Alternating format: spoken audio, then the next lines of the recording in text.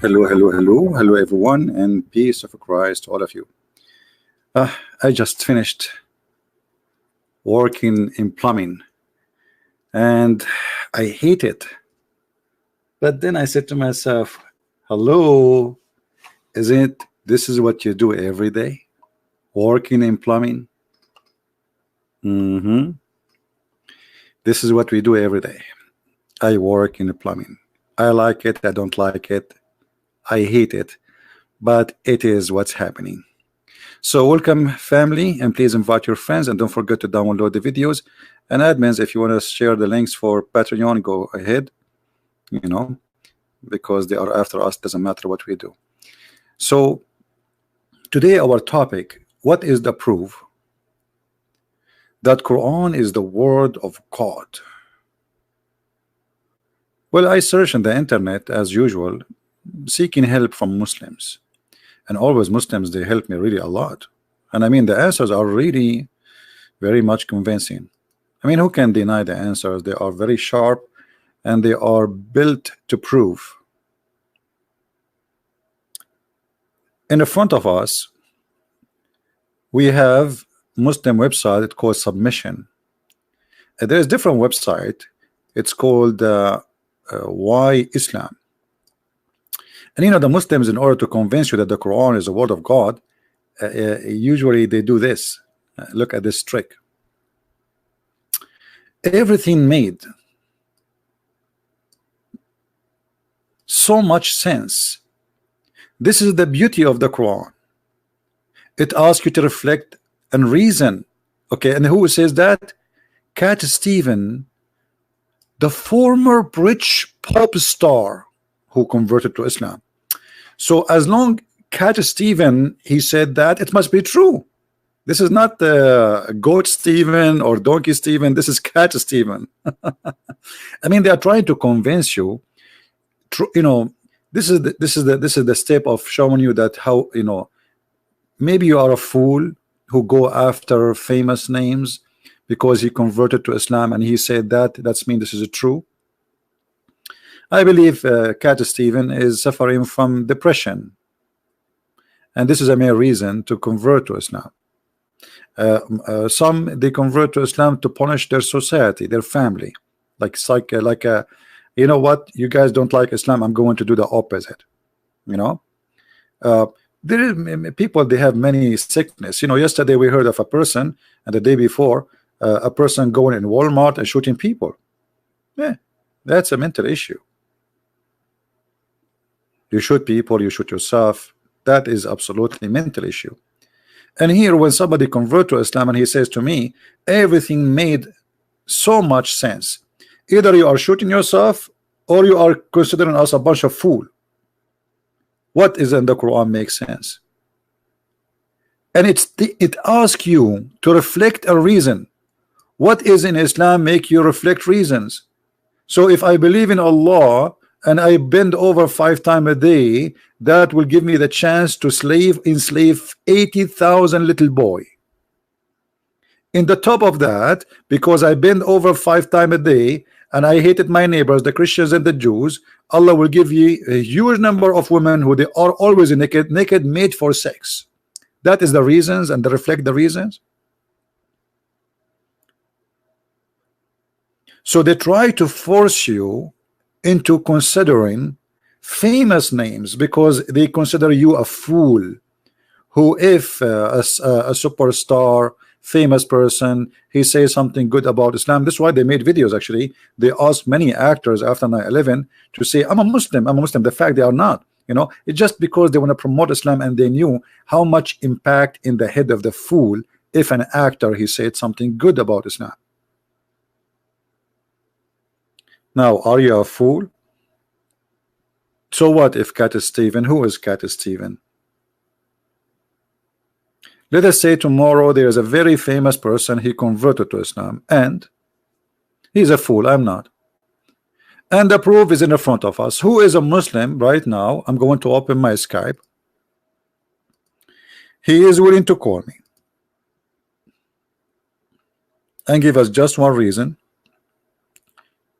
to believe in what this guy he said, that Islam, the Quran asks you to reflect reasons and reasons. It makes sense. Quran makes sense. So who is the beautiful Muslim, handsome Muslim, smart Muslim, is willing to call us and to tell us what is makes sense in this religion or this cult, whatever you want to call your religion? What makes sense there? My Skype is open, and if you are a Muslim would like to call me, please feel free.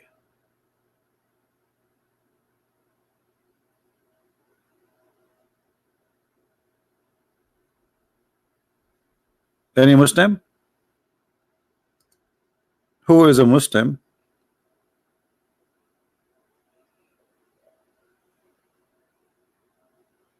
who is willing to call us and show us where is the Quran? It asks you to reflect on reasons. Well, as long as there's no Muslims to call us, then we have no choice except to go and read the article. And look here, you know, they see the reasoning of Muslims. The Muslim, they will try to convince us that the Quran is from God. How? Preservation of the Quran. Let us say, you know, my friend, if a preservation of a book will prove that it is from God, that's mean all preserved books are from God. As an example, my book is preserved. I must be God then. Secondly, what do you mean preservation of the Quran? If you Muslims say that even the goat ate the Quran, if even you Muslim you say that Quran was there's many Quran and Uthman he burned them. If the Quran itself says the Quran is the preserved, what do you mean the preservation of the Quran? Is that you Muslims, and this is Aisha, saying that the goat ate your book? But we have to admit that this is a holy goat. I mean, it must be special goat. Not any goat can eat the Quran, because it's very hard to digest. The verse of stoning and breastfeeding an adult 10 times was revealed, and the paper was under with me under my pillow. Who's talking? Aisha, the wife of the Prophet, not me. So the Quran was under the pillow of Muhammad. The pillow of Aisha is the same pillow of Muhammad. Remember that she's his wife, unless Muhammad was kicked out from the bed of his wife. And the paper was under my pillow, and when the messenger of Allah died, we were preoccupied with his death, and the tam sheep came and ate it. What? Yes, brother. A tam sheep came and ate it. And I am not joking. True story. So they give us headache about preserved Quran. Quran preserved, Quran preserved, Quran preserved. And then what we find? We find this. And by the way, if anyone see this goat anywhere, please just report to the FBI, Islamic FBI, Islamic police, because our FBI will not really care. They are kuffar. So the goat looked like she was like Cat Stephen. She did read the Quran and she found it yummy. So in order to, like she said, I'm not going to let this book out from my hand. I'm going to put it in my stomach. And the goat ate it. So they say to us that the Quran was preserved, and then we find them in their books saying that the Quran was eaten by a goat. And not only that, those verses until now they are missing. Where is the verse of stoning to death in the Quran today? Any Muslim can show it to me? Where is the verses of a breastfeeding for adult? And by the way, this is alone is a story. This is alone is a proving that Islam must be from God, because only the God of Islam who order women to give their breast to an adult man so he can suck from their nipples even if there's nothing there. I mean, did this guy, he said in the article that the Quran asks you for reasoning. What is the reasoning of a God to order a woman to give her breast to a strange man? What is the reasoning? So in Islam, women, they have to cover themselves. We are not allowed to shake their hands, but we can hold their boobs and we can suckle them. Yummy, yummy. What do you mean? This is where I found this picture. This is taken. Okay, you see, guys, maybe you are not advanced as us as Arab. We are the Arab first who had the technology of selfie. So the goat, she went in the bedroom of the Prophet. You see, the bed is in the back. All right, and she took selfie using his phone. So thank God, not only the Quran is preserved, even the stories about eating the Quran is preserved. And now we have a real witness, you know, Aisha. And is the Muslim who say that Aisha, she is a kafir, she is a liar? So where is the preserved Quran? And you know, how in the world are you telling me that the goat only ate those 2 verses? I mean, what's wrong with you? Goat ate only 2 verses. Maybe this is what Aisha she remember, or she found in the most important verses. There's no way the goat will stop. You know, give the goat a book, she will eat the whole book. Goats, they eat even plastic. Anything go in their way, they eat it, they chew it. So when you say to me that the Quran is preserved, it's a miracle, brother. Yes, it's a miracle. Where is the preservation of the Quran? And by the way, I'm just to tell you, I'm really upset from this goat, because I wish that this verse about breastfeeding for adults is still in the Quran, so we can use it for a comedy show. Right now, because of this filthy goat, she ate the verses. And by the way, I don't think the goat ate it. I think the Muslims ate it, and I will prove it to you. Because let us say, for the sake of argument, the goat ate the verse. Don't the Muslims, they say we memorize the Quran? Okay, well, the goat ate it. What about you? Did the goat eat you too? Did the goat eat your memory? What is the verse? The goat ate the Quran. What about your memory? All the Muslim memory, the verse is gone from it. That's it. We cannot find it. Look like the goat did not eat the Quran only as book. She ate every single. She erased the memory. She was licking the memory of every Muslim. Hey goat, what are you doing? Set up CP. I'm licking the memory of Muslims.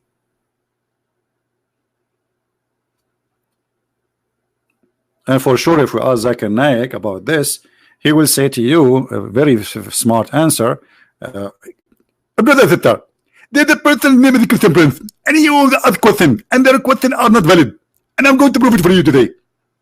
As an example, he said, and he quoted from the mother of the believer, Aisha, peace of her, that the verse of stoning on the breastfeeding adult 10 times was revealed, and it was in the paper under my pillow, and the goat ate the paper. First of all, when our mother, the mother of the believers, she speak about it incident, she is reporting a very, very dangerous incident, that this goat was sent by the Jews, and she was working for the Russian, and most likely for the CIA. Otherwise, why she ate at that book? What about the other book, brother? Dr. Zakir Naik, but this is not the question. How the Quran is preserved, yet the goat ate it. So the Quran is not preserved. You are stupid, and you are ignorant, and I'm going to prove it. First, it is preserved, and preserved in the goat belly. And until now, the goat belly is preserving the verses. So now, where we can find the verses in the goat belly? Exactly. And because you are stupid and you do not know how to find the goat, you think it's gone, but the fact it's there. But we need to find the goat first, and then I assure you, we will find the verses preserved inside the belly of the goat. Well, I never thought about this, Dr. Zakir Naik, so I really apologize. I told you you are stupid. I told you you are stupid, and I am smart, and I know it. And don't call me again. Where is the preserved Quran? Hmm? Preserved Quran. Even the Quran says that Allah calls you to forget the Quran. And why Muhammad he says that? If you see the reason, you will die laughing.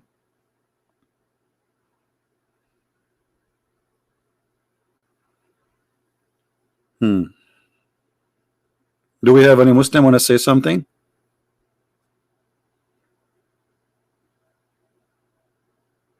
Any Muslim? You don't understand what Zakir Naik said? Yeah, I don't understand too. You think I understand what he said? Hello? And the brother and sister, in Islam you do not need to understand. You need to die that only. That repeat after me. Say the Sahada and don't understand the Sahada because it's in Arabic. Who in Islam understand anything? Nobody.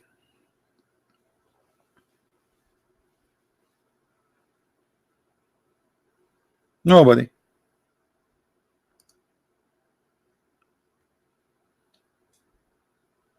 This is why even Muslims, when they try to explain a verse in the Quran, they say Allah knows best, because they don't know what they are saying.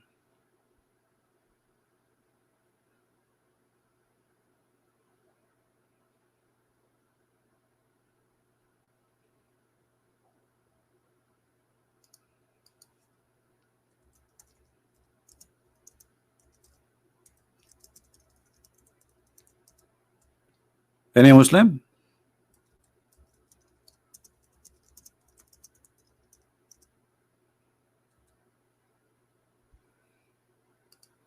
Who is a Muslim would like to say to us something?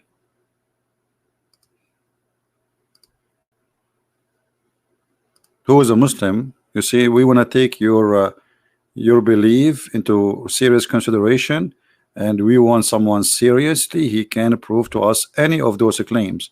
The Muslims, they have them in their website. But as long as there is no Muslim to prove that to us, let us go here. One of the great miracles, chapter 7, verse number 35. For first time in history, we have a built-in proof. I like this as a built-in stuff, by the way. Always, really, I like it built-in. Like imagine you have a phone, but you don't have a Bluetooth. It's built-in, make it a lot convenience. That Quran is in what? Hold on, we have a caller. Hold on.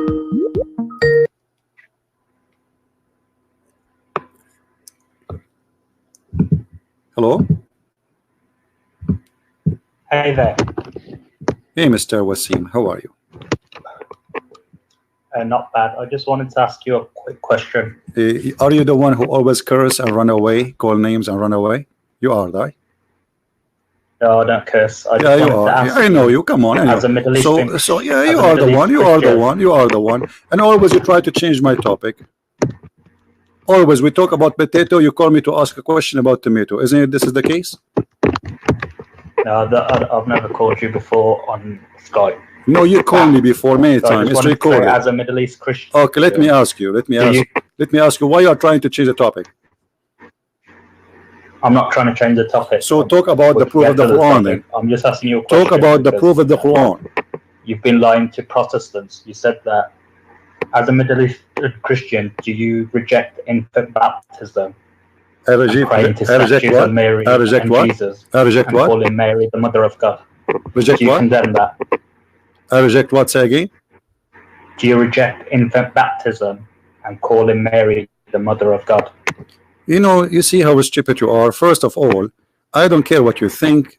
I care about what I say. And let me tell you what I say about the question you asked. I believe it's better for a person to shut up. Let me answer you. It's better for a person to do baptism when he is adult. However, because shut up, let me answer you, potato. Let me answer you. But because a child he might die before he reached the age, then it can be better that he take the baptism when he's a child. So both of them, they are right, and I don't mind if my son do it twice, which means he do it when he is a child and he do it when he is adult, because this is his choice. So if he die in young age, he received the Holy Spirit. This is how the cover they hang up, and this is how they fabricate answers. Secondly, I saw your comment in the text. You said the Coptic church, they have idols. You are a potato and you are a dummy. Catholic, they don't have that. They don't have statues. They don't have any of that. Secondly, I'm not a Coptic. Number 3, I'm not a Catholic. Number 4, I am not a Protestant. Number 5, you are a donkey and coward. This is why you hang up. The beach. And in my answers, I don't take a side of something called Catholic or Protestant. I take a side of the Bible. We as a Christians, we are neither Catholic, we are neither Protestant. I am not protesting to be Protestant, and I am not following tradition to be Orthodox, and I am not a Catholic because I don't listen to the Pope. But at the end of the day, the Catholic, the Protestant, the Orthodox, all of them, they listen to the word of Jesus and they are worshiping Jesus. And this is why all those 3 churches, they share the same value I share. So all of us, we are Christians. You are stupid, you are a fool, and you are a coward. I'm not calling you names, by the way, but because of your cowardness, you don't want to always, this is what you do. You call because you have no answer for anything. And you think you get like something, like, did you say? Did you say? I say every day, Abdul, potato. I say what I say every day. And it's recorded. And I ask people to copy my videos and publish it everywhere.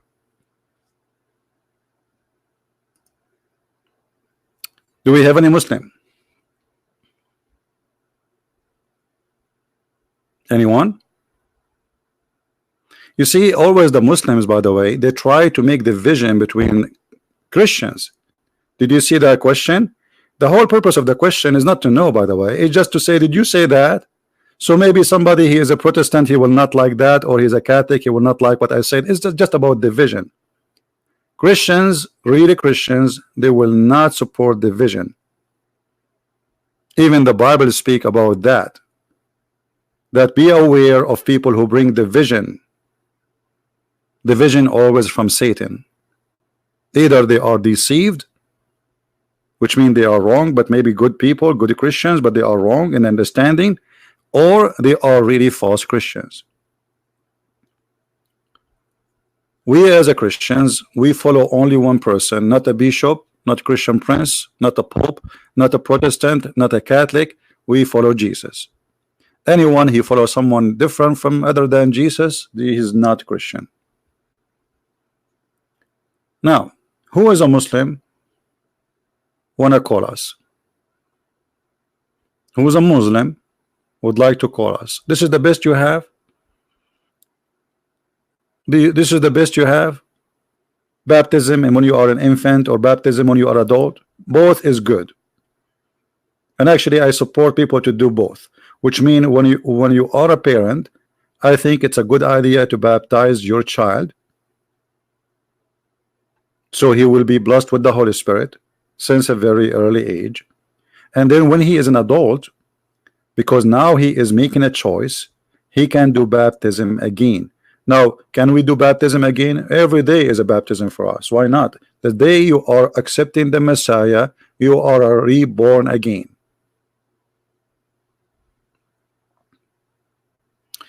He asked a question about Mary, the mother of God. Simply, this is because of your stupidity. When somebody is a Catholic or a Coptic, he says Mary is the mother of God. Well, she is the mother of Jesus. Christians, who is Jesus? Christians, who is Jesus?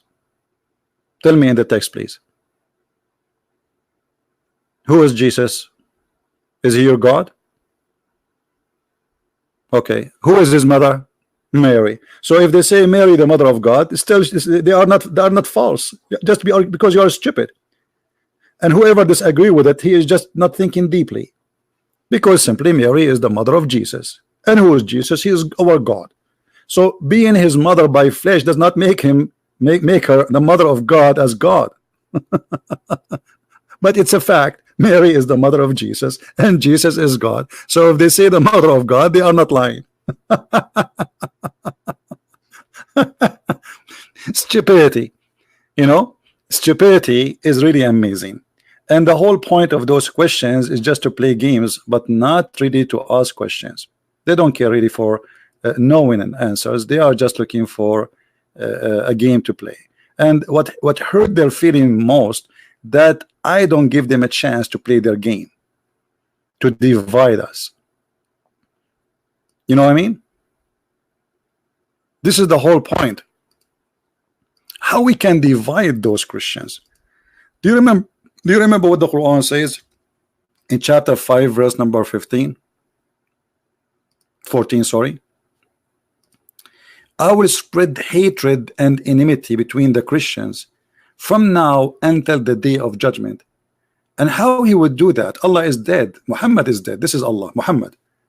Muslims, they will try their best. And if you are a fool, if you are not a person who really listen carefully to the word of Christ, who said clearly that we are one church and he is the Lord of our church, then the devil will be able to play with you.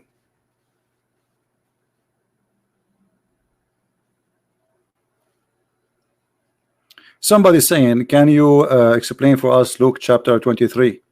You know, look, like you see, people, they are desperately trying to make us go away from our topic.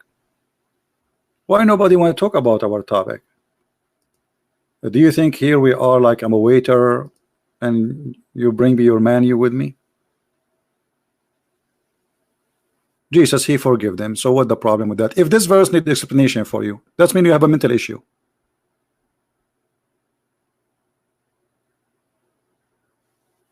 Or if you want to say something else, I'm not sure what it is because it's blind text. Well, what does this have to do with my topic? Jesus, for he is the Lord of forgiving. He even forgive those who killed him. What the problem? How more beautiful you want from, you know, from what Jesus did? You see, Jesus always who speak about forgiveness, when they ask him how to pray, he said pray like this, and right away he says forgive to us the same as we forgive to others. So he made it clear that if you Christians, you ask me for forgiveness, you have to forgive. And imagine Jesus himself, he asks you to forgive others, but he will not forgive himself. So Jesus was always a person as our Lord, our God. He say and he do what he say. So even in the cross where nobody will forgive, with the painful process of death, of a crucifixion, yet he is thinking about forgiving the Jews. Why that is a problem for you to understand. Now, who is a Muslim would like to call us and he have something to say about our topic? What is the proof, brother, that Quran is a word of God? And as you see in the article, we says we have a built-in proof that the Quran is unaltered, but we prove that in 2 seconds that this is false. Even the Quran says that this is not true. Even the Quran says that Shaitan, he put words in the mouth of Muhammad.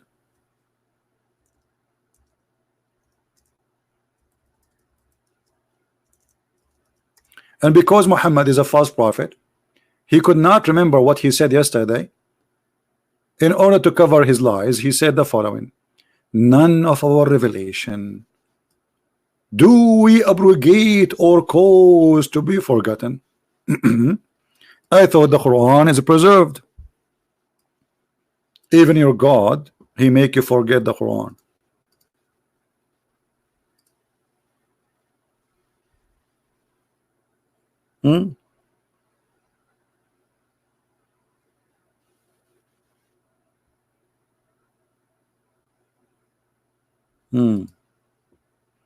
Yeah, I think this is the same person. He's trying to play games again.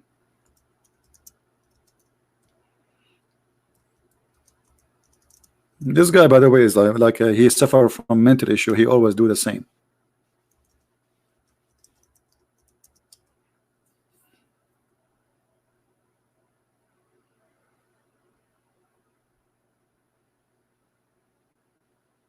Any brave Muslim? Yeah, I think it's the same person, but let us take him, you know, for fun. I mean, what we can do? We are out of customers. This is what happens when you are out of customers and you open a restaurant. Anyone walk in the street say, "You want to get in? Come on, get in, get in." If you have too many customers, you don't care who's walking by. So let us try this guy. He's texting me again, I think.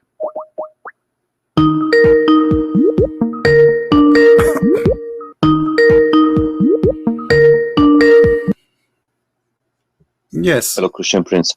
How are you today? I'm fine. How's your day been? It's all right. I'm glad to hear that. What do you want to say to us? Are you a Muslim, right? Yes. I saw you were speaking about the goat eating part of the Quran.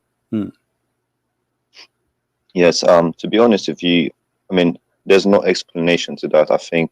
Yeah, I think you are not a Muslim and you are a troll. Don't call me again. I know your voice. No, don't call me. Don't call me. I know your voice. You are just a troll. There's many people who have a mental illness and they are children's.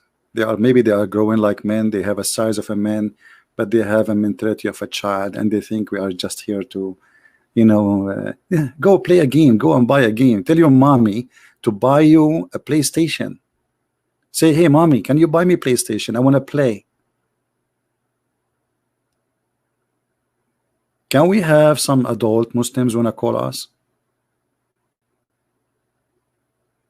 No, I will not let him talk. I know that this guy, he is a troll.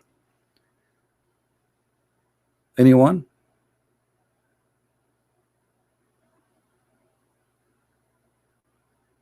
Who is a Muslim would like to call us?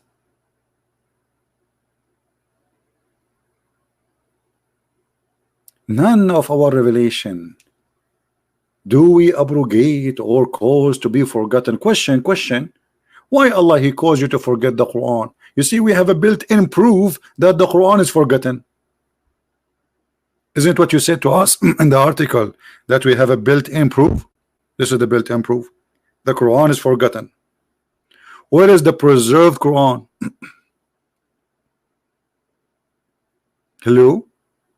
Where is the preserved Quran? If even your Quran saying that we cause you to forget the Quran. How much Quran you forgot, Muslims? 7 kilos, 10 kilos, 5 kilos. Ibn Editor, a Christian friend, he said, how many kilograms we forgot of the Quran? I answer him in a very simple, humble word. Only Allah knows best. How many kilograms we forgot, brother? Allah he sent Quran, and then he make you forget the Quran. I mean, who is the silly here, the stupid? Who is the stupid here? The one who says this verse, or the one who claimed to be God? Brothers and sisters, I want you to forget everything I said to you 5 minutes ago. Allah, why you want us to forget everything you said 5 minutes ago? Because it was not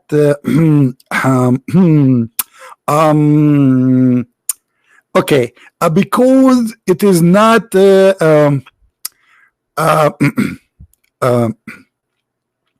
because I'm God, and you know, I say B is going to be, that's it. Like, what the heck? Who is a Muslim want to tell us why Allah he sent us Quran and he want us to forget the Quran? What was wrong with it? What does that mean? Allah he erase our memory the same as in the alien movies? The guy he told them to look at the flashlight, and they look at the flashlight and then they forget everything, even the police. This is a miracle, brother.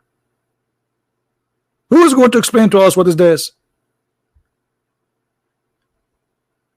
The Quran says that Allah sent Quran and he make you forget the Quran.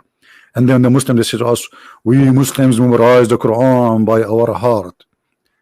Brother, first, its memory is not in the heart, it's in your head.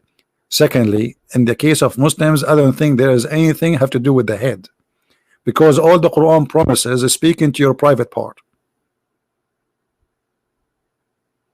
If your God Allah really, he speak to you, consider that you have a brain, then he will not say to you that there's a flying car that can take 600,000 chairs, and there's a magical ring Suleiman he wear and he control the genies, and there's genies who die for Suleiman, and even genie shaitan he slept with Suleiman, all his wives, and he was doing boom boom to them. Thank God I am not Suleiman. Imagine, I go to the bathroom. You know the story of Suleiman, right? I feel sorry for Suleiman according to Islam. The poor guy, he went to the bathroom.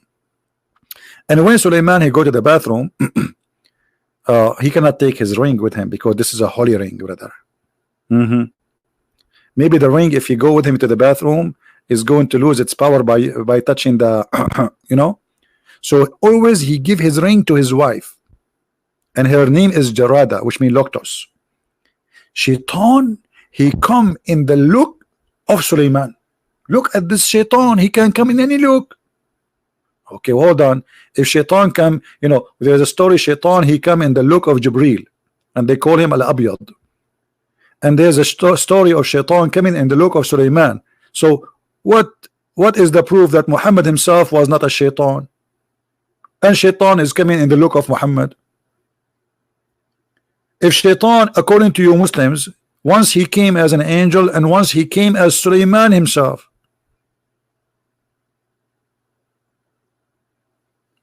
Hello. So anyway, to make the story short, brother, Suleiman, he went inside the bathroom and he gave his wife the ring. And by the way, this is a true story, brother, true story. And actually, me myself too, when I go to the bathroom, I give my ring, which I get it from my grandfather to control the word. I give it to one of my wives. I have many wives. So, and then Shaitan, he came to her and he said to her, give me the ring.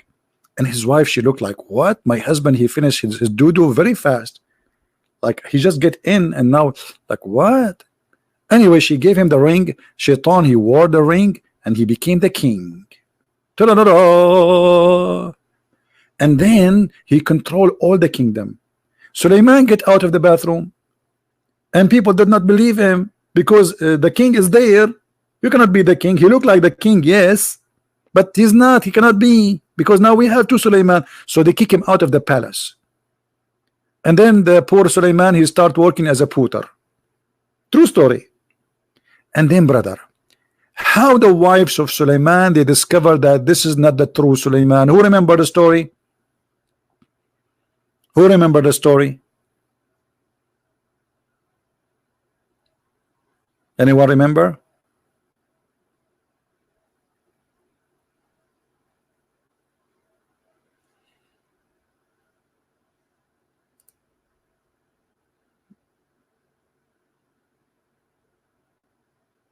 Anyone remember?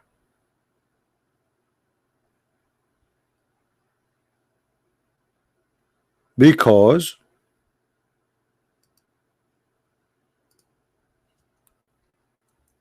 he was so good in sex.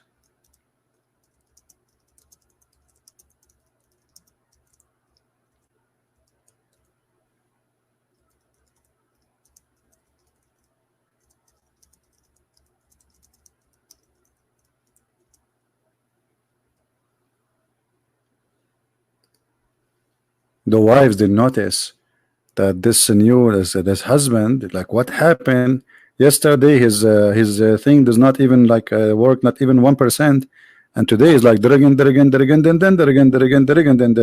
So, brother, in the Quran we have a built-in proof that Quran must be from God. All those stories, brother, flying carpet, diving for Sulaiman, a bird looking for women have no hair in her legs,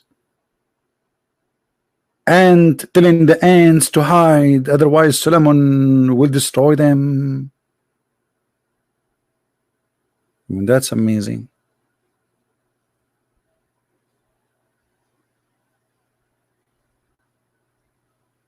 What is the built-in proof?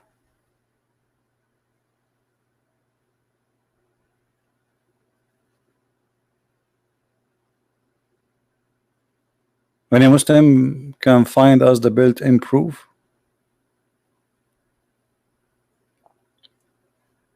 I'm just trying to find it.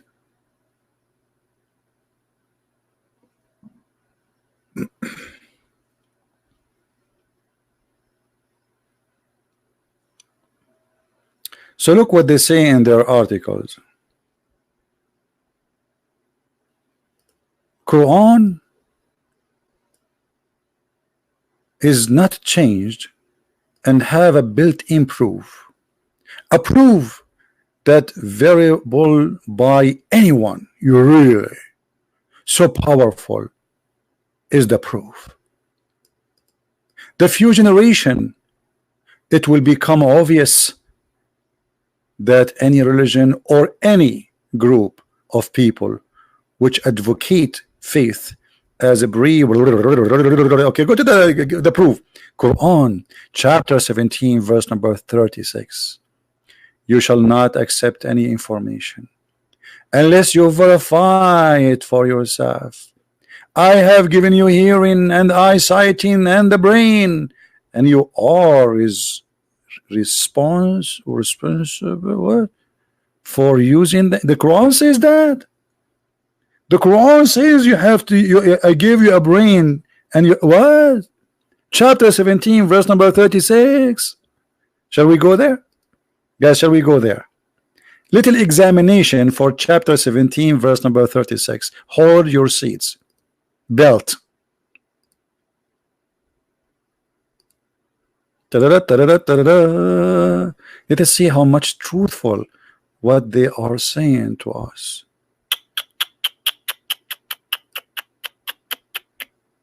This is not what it says. This is not what they said to us in the article. You see, guys, this is totally different translation. Like, what happened? Let us go back to the article. There's a Muslim calling me idiot. Thank you, my friend. Thank you. You shall not accept any information unless you verify them. Okay, let us go to the verse. And pursue not of which thou has not knowledge. It doesn't say verify them. It says the opposite actually. It says don't stop and examine things you have no knowledge of it.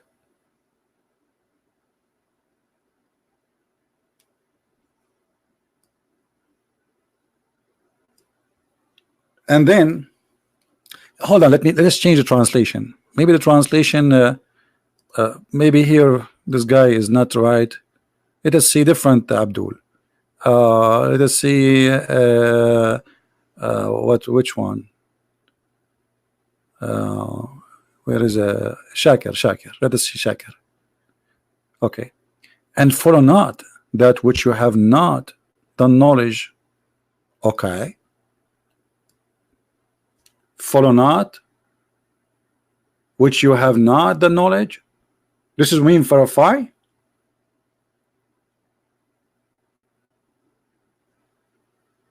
This is what the verse is saying. We have to verify. And surely the hearing and the sight and the heart, all of those are the questions about that. Where here it says you have to verify, and where here it says we should question. You see here where it says, and the hearing and the sight and the heart, they question about that. They question about the first sentence. They question about things they have no knowledge of. So all what they are saying to them, follow the one who have a knowledge. And who is the one who have a knowledge? Allah and his prophet. So it's not the Muslims who will acquire the knowledge. Let me show it to you from different verse. Those who have knowledge in Islam is not the one who have knowledge, it is those who say we believe. If you go in chapter 3,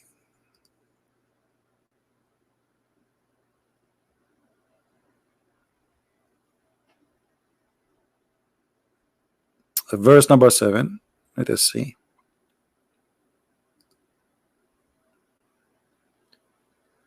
But none knows the interpretation of the Quran except Allah, and those who are firmly rooted in knowledge, they say we believe in it. So who is the one who have knowledge? Nobody. He's just saying we believe. So if you question If you question, if your eyes a question, if your heart a question, if your mind a question, well, you should not do that.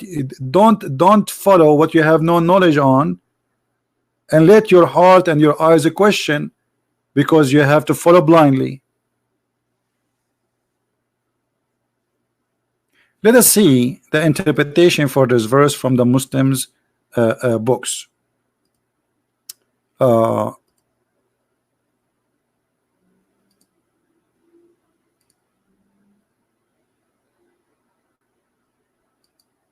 right, let us go there.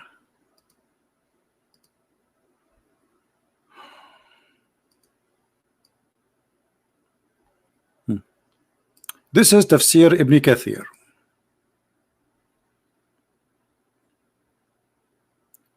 Let us see what it says. It says the opposite. Don't follow your thoughts.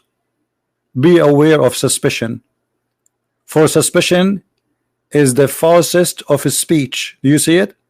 So how you say to us, we have to suspect everything, examine everything, and then your prophet explaining this verse saying, be aware of suspicion. Do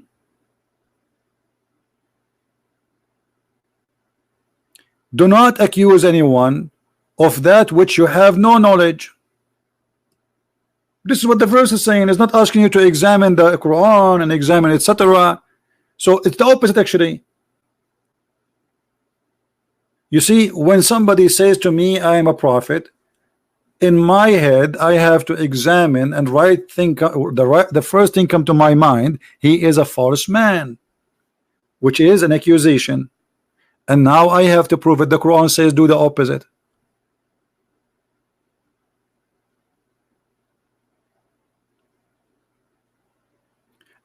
And the reason I'm saying now this, because they are trying to make it as the Quran saying that we have to examine knowledge. You see, the Quran is saying examine. This is what they are saying. You shall not accept any information unless information. You see the word information? You see how they translate everything wrong? Unless you verify it yourself. Okay, you Muslims, how you verify that the Quran is a word of God? Let's continue. The mathematical structure of the Quran was discovered by Dr. This is Rashad Khalifa website. Rashad Khalifa, who destroy verses from the Quran to fabricate something called the mathematical miracle of the Quran, number 19, which we prove to be false. You see, all of this is a false mathematics. Where is the person who asked me about Luke 23? Are you there? Are you still in the chat? I think I made a mistake. I thought this person is a Muslim trying to take us out of topic, but I think it's a Christian person. Please, when I'm talking about something, don't take me away from my topic. All right, for me, you see, here we go. I have suspicion that your question is coming from a Muslim trying to divert me. The Quran saying don't suspect.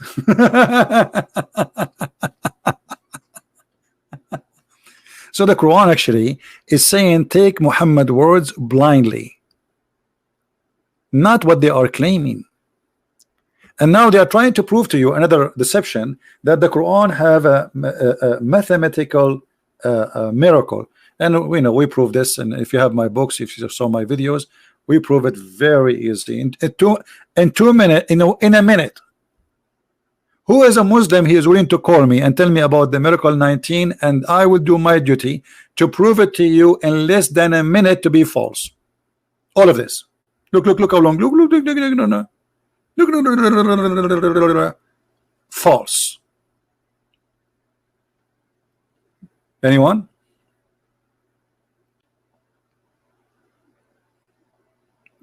Less than 60 seconds. Actually, in what I changed my mind, 30 seconds. Who wanna call me is a Muslim and I will prove that the miracle of number 19 is false in less than 30 seconds. Come on, don't make me say 10 seconds. This is too much. Like I will not be able to say hello. Anyone? It's a lie. It's a big fat lie. Just to make it simple for those who because you might get Muslims speaking about this issue with you. If you go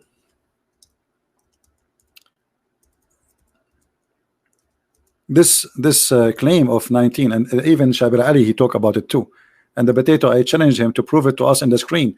You know, show us on the screen how you can count the words. So they say to you, brother, that if you calculate the first verse in the Quran, Bismillahir Rahmanir Rahim, is going to end as 19 letters, and then the drama continue for many verses after. But we can prove it very easy that this is false, because first of all, in Quran there's nothing it's called bism, it is bi-ism. It is drawn here by let me show you.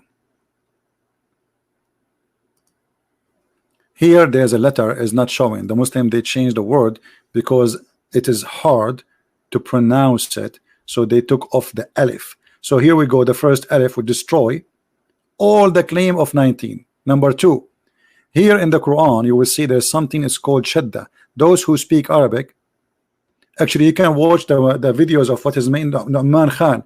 Nu'man Khan, he count every letter have shadda. This is shadda. It's like something in the top of the letter. Let me zoom in. Hold on. You see this thing here? It look like this. Look like a sword, or you know. You see it in the top of the letter here. In the top of this letter. Do you see it? When you see that, that means there is two letters, not one. So in order, this is a new addition to the Arabic.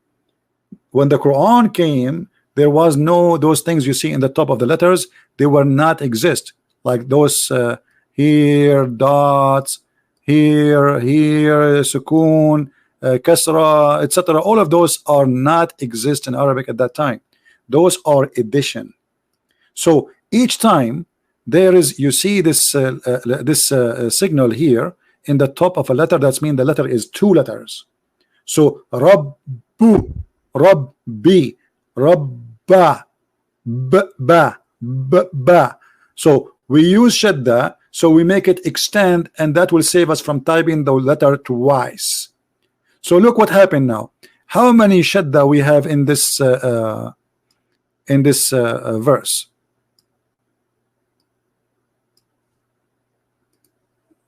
Let us clean the screen and do it again.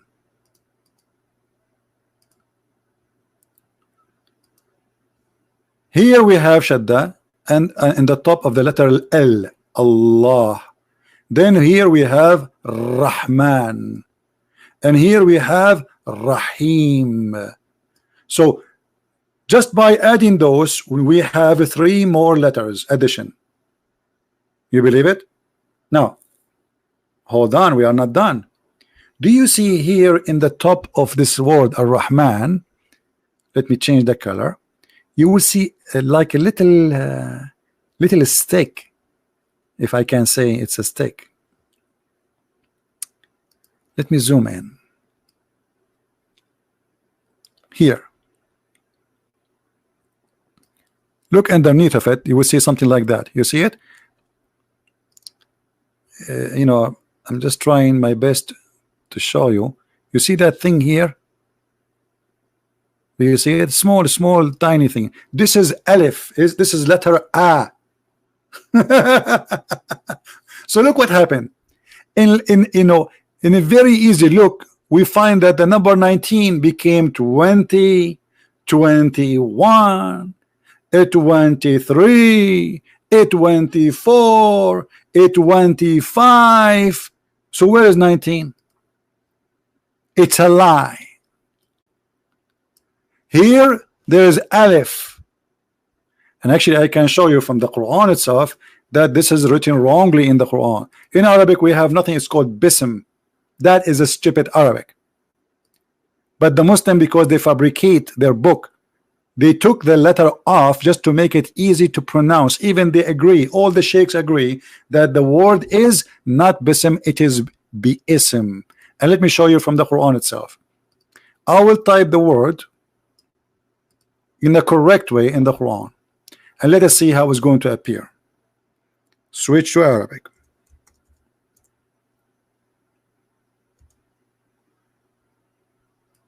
Do you see it, guys? This is the correct way. فَسَبِّحْ بِاسْمِ رَبِّكَ. You see the alif here? In the first verse, it's taken off.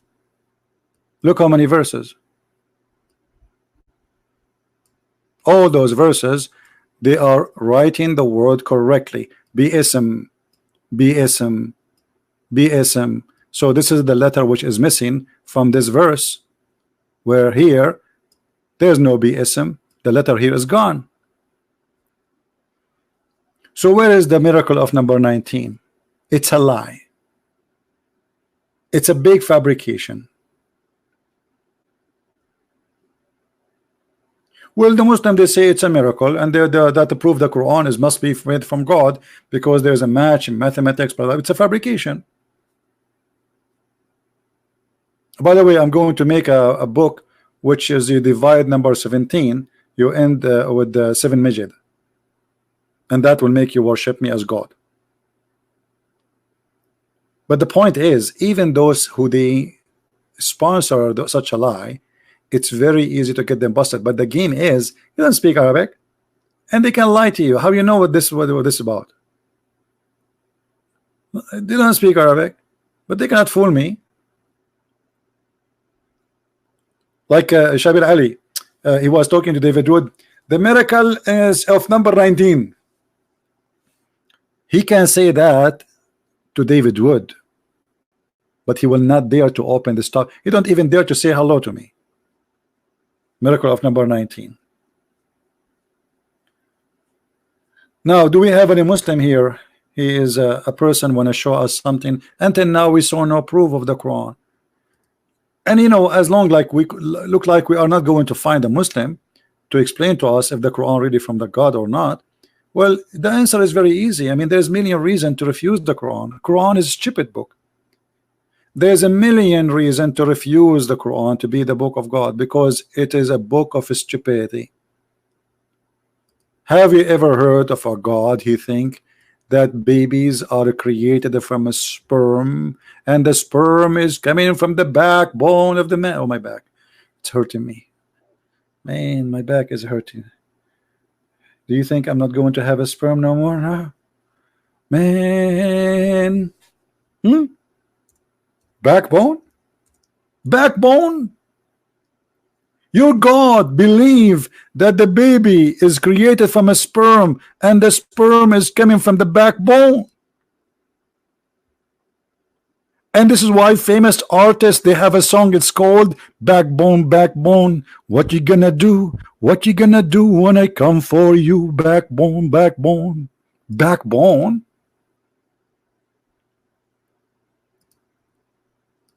And look, by the way, when you change the translation of a translator, all of them are Muslims, but everyone give you his own fiction. Then we made the sperm into a clot of congealed blood. The sperm became a congealed blood. Are you serious? Okay, tomorrow I'm going to make some sperm and I'm going to put them in the side, and I will wait for them to transform into congealed blood, brother. What do you think, brother? I'm going to put some sperm in a dish and leave them in the table until the morning. Oh, hold on. You cannot do that. You have to wait for them for 40 or 50 days, because the prophet, he spoke about how it works. For how long the sperm stays sperm, according to the prophet who taught by Allah knowledge. And Allah knowledge is amazing. I mean, come on. Look what the prophet said, brother. The prophet said, when the drop of semen remains in the womb for 40 or 50 days, that's it. I have to convert now. I mean, how Muhammad knew the exact dates? So look, as long Muhammad he says that the sperm semen stay for 40 or 50 days. I'm going to make some semen, excuse my language, and I will put it in a dish and I will wait for it for 40 or 50 days. And guess what? After 50 days, we will have a steak. Yes, a steak, brother, because no, sorry, not steak. It's going to be a piece of a blood, dead blood, brother. So you put a sperm in a dish, brother, and you leave it in the table for 40 or 50 days. You come back home, you will find your sperm became blood. True story. And you are telling me why the Quran cannot be from God? I mean, have you ever heard a foolish God like this? Sperm transform into a clot of a congealed blood? Hello? I'm truly convinced that this is from God. We have to admit. How I never thought about this before, that this must be from God. I must be blind. And now I see lights. I see lights. I see lights in my eyes. No, I think this is my neighbor from his driveway. Let me close the blind. I thought for a second, like, almost I saw light of Allah. But my neighbor, he parked his car in the front of my driveway, and like the light is blinding me. Alhamdulillah. Look at this. This is the Quran, which I have a proof, a built-in proof.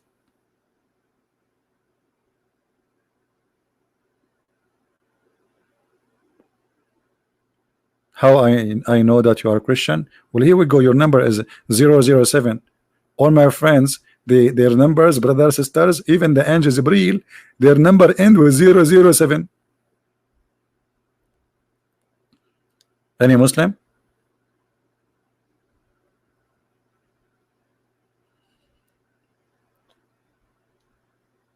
Any Abdul?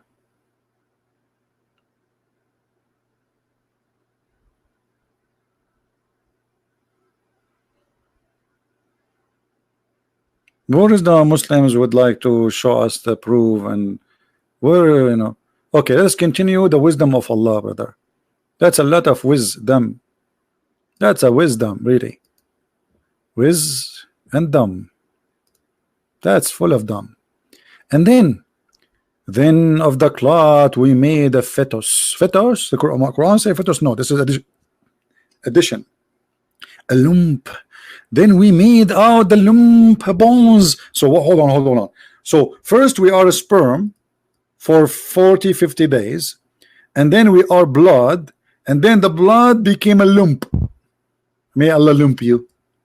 I mean, that's a pure science. That's amazing. And then we made the lump into bones. So until now, what, we are just bones now? So in this stage we are just bones. Backbones. What you gonna do? What you gonna do when I come for you? Backbones. That is science, brother. In chapter 86, verse number 6 and 7, it says that the sperm coming from the backbone. And this is why, by the way, I called the insurance company. I told them I want to insure my backbone. They said we don't have insurance for such a thing. We insurance all the body. I said no. You don't understand. I want to insure only my backbone, because this is where the sperm is emitted. What? The sperm, brother, is coming from the backbone of the man and the ribs of the women. How Allah knew that? And you are telling me the Quran is not from God? Are you blind or what? Isn't it obvious?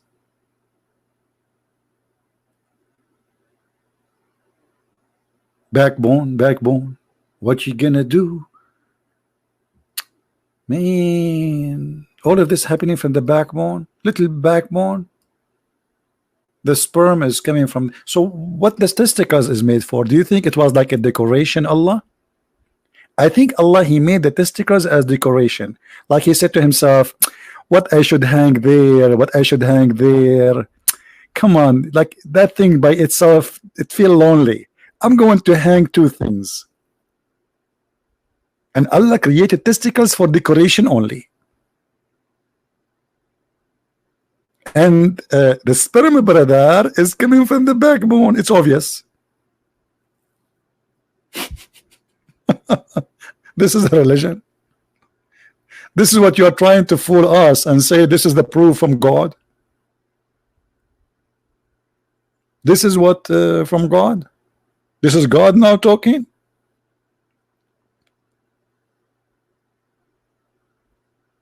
Look what happened to Sal John, he got shy. Look what happened, man. Sal John, he never heard the word testicle before, so he got he's very shy, man. I feel you, brother. Any Abdul? Yeah, the backbone is the last bone in your back. The last little tiny bone in your back. Yeah. And there is a reason, Muhammad, he says that, because supposedly if a person who do a lot of sexual activities, he feel in that area some louseness. So Muhammad and the Arab, they come to conclusion that it must be coming from there. So otherwise, why he feel it? Why he feel like that? So, do we have any Muslim would like to call us?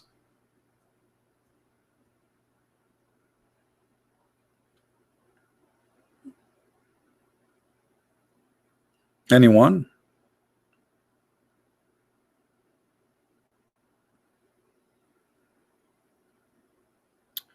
How the Muslims got what? This to me. I don't know what they mean, my friend. You see, my English is limited because only Allah knows English. Allah knows all languages, but He speaks only in Arabic. This is why you cannot even pray to Him in your language. You have to pray to Him in Arabic. A poor Indonesian, he don't speak two words in Arabic. He have to speak to Allah in Arabic. Otherwise, his prayer is not accepted. I don't blame him. Allah like Arabic, and he speak only Arabic. He's the God of the Arab. Any Muslim? Why we are out of Muslims? Actually, the tongue of Allah is not Arabic, and let me show you. First of all, Arabic is not really a language by itself. Arabic is a collection of languages. Arab is not an ethnic. Therefore, there is no really language called Arabic. But by time, we have established from the collection of languages what it's called today Arabic.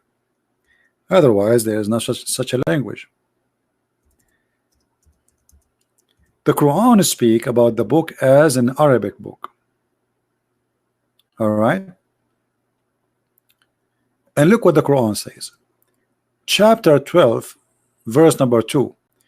We have sent it down as in Arabic in order not to learn wisdom, so you might understand. Not to learn wisdom. Okay. So why he sent it down in Arabic? So you might understand. Why? Because he sent it to the Arab, obviously, right? Now, this is not really a reason, but the author of the Quran, he didn't know better. Even the Muslim, they claim that Muhammad do not know how to write, how to read. And if you read in the Quran, you will find that all the words in the Quran are not really, there's nothing called Arabic. Every single word from those, you see it, it's coming from the Aramaic. And actually there's many strong scholars who believe that the first Quran was not rewritten in Arabic as Arabic today. It was written in a version of Aramaic. And the proof in front of you, actually. Look, Alif, Ra, Alif, Lam, Ra. Those letters, Muslim, they say we do not know what they are. But in fact, this is something in Aramaic. It's called the coding system. So a person in Aramaic, if you want to say to you, Jesus is my God, he say what? He say Kahayas.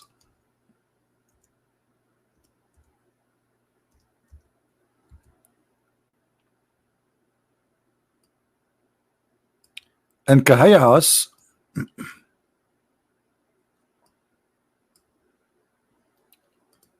what happened? If you ask any Muslim, what does that mean? They say we do not know, only Allah knows. Everybody start guessing.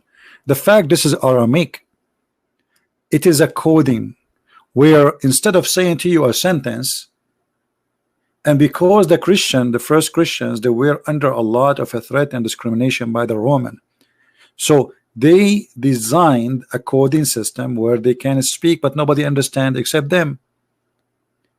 Every letter in Aramaic is equal to a number. So I can put letters, I can send you a letter, nobody can understand. As you see, Ka, Ha, Ya, Ain, Sad. Okay, what does that mean? Nothing, it's letters. But for the other person who know the coding, he knew that this is mean Christ is my God. Al-Masihu Ilahi.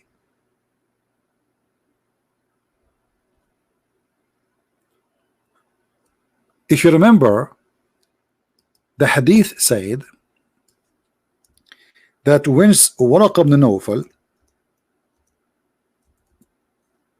he died, Muhammad, he tried to commit suicide many times. And not only that, the hadith confirmed that when Waraqa he died, no more Quran was coming to Muhammad. That's why he wanted to kill himself. And not only that, this story confirmed that Waraqa was writing a book which is called the Bible in Arabic, supposedly. Read carefully. Khadija then occupied him, which means her Muhammad, to Waraqa, and they say he's their cousin, Ibn Nawfal, Ibn Asad, Ibn Abdul Uzza, Ibn Qusay. All of this is his name. All of this is just a name. Waraqa was the son of etc. And here it says, who during the pre-Islamic period become a Nasara, not a Christian. This is false translation. The whole Quran, by the way, never used the word Christian. They use the word Nasara, and Nasara is not Christians. Nasara is the same as Jehovah's Witnesses. It's a cult, and used to write the Arabic writing, and used to write of the gospel in Arabic as much as Allah wished him to write. Do you see it? That is the Quran.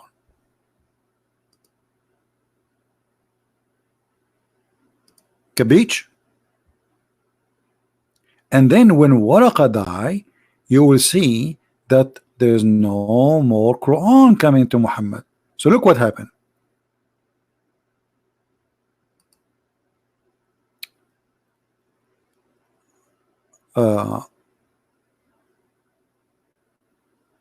But after a few days, Waraqa died, and the divine inspiration also paused for a while, and the prophet becomes so sad. As we have heard, he intended several times to throw himself from the top of the high mountains. Why is that? Because who is going to give him Quran now? Waraqa died, and Muhammad, he started thinking seriously of taking his life because he will be exposed. But then what happened? Muhammad, he remember that Waraqa, he left a book there. He have the book there. Let me get the book. If you have my books, you will see that I believe strongly that the real father of Muhammad is Waraqa. Anything happened to Muhammad, Waraqa is behind it. Zafina, hold on, Zafina, she is saying, I don't know if Zafina is a Muslim or it is, I don't know, but Zafina is saying, what is Zafina? What happened to Zafina? Where is the text of Zafina? Did you guys what happened to Zafina? I cannot find her text. Zafina, she said, you lie about the Quran because you feel lonely. I cannot find the text of Zafina. What happened? Zafina, yeah, Zafina, in you marrit alina. Zafina, where I did lie? Why you don't call me Zafina and show me where I did lie? As you see, I'm showing reference. Everything I say, I'm giving a reference for what I said. Here we go. This is Zafina, guys. Look what Zafina, she said. You need a woman, CP. I need a woman. And Zafina, are you offering yourself to me as the prophet? He says women, Muslim women, they can offer themselves to the prophet. Is that the purpose of your text? You need a woman, CP. You twisted Quran because you feel lonely. Okay, after I twisted the Quran because I feel lonely, am I not lonely now no more according to you? I think Zafina is you who is feeling lonely. That's why you are trying to offer yourself to me. I don't know. If you are rich like Khadija and young like her, like 25 years older than me, and you have no more teeth or nails, I might accept the offer if you have a lot of money like Khadija. I would think about it, Zafira. How much you have, Zafira? Why you don't call me Zafina and show me where I twisted the Quran? Can you do that? Or just a stupid statement? Prove me wrong. Here we go. You're a prophet. He stopped receiving Quran because a man he died. What does this have to do with God? Who is this guy? If he die, Muhammad don't receive Quran no more.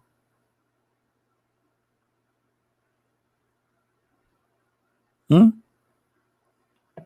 you tell me?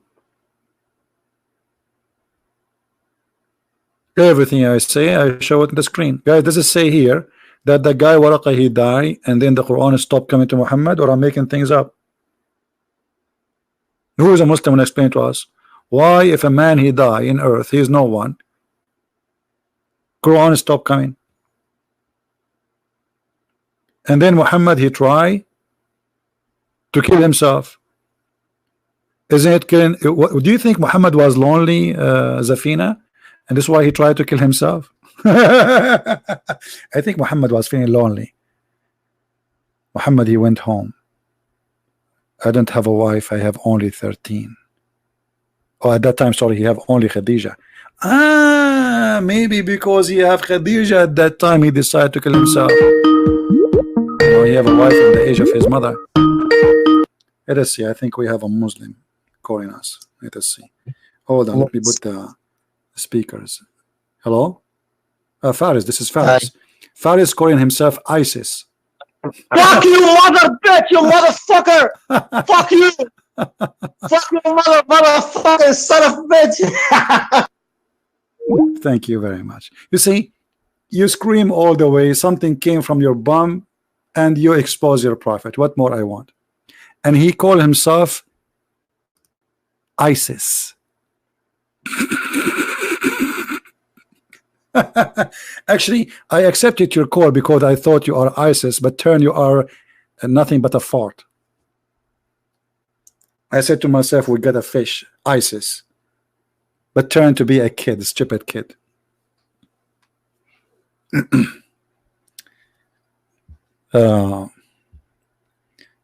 This is exactly what Islam made out of them. Did you hear the words?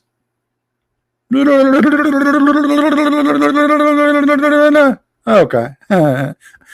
Well, this is what I'm trying to prove. Islam does not make you a good person. What Jesus said, from their fruits you shall know them. I can say dirty words too. But first, I'm not going to insult your mother, because I think she is a good woman, practicing muta as Allah told her. Halal. And she have a cute kid. His name is Isis Faris. Do we have any Abdul here?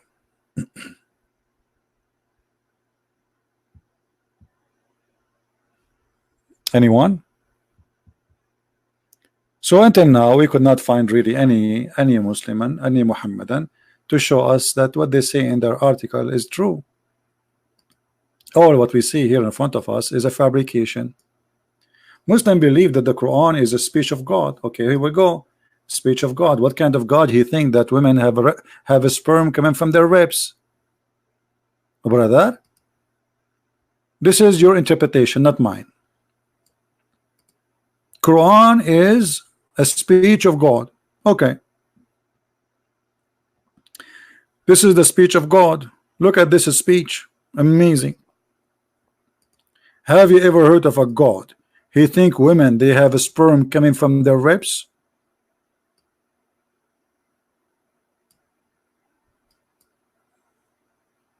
What do you say?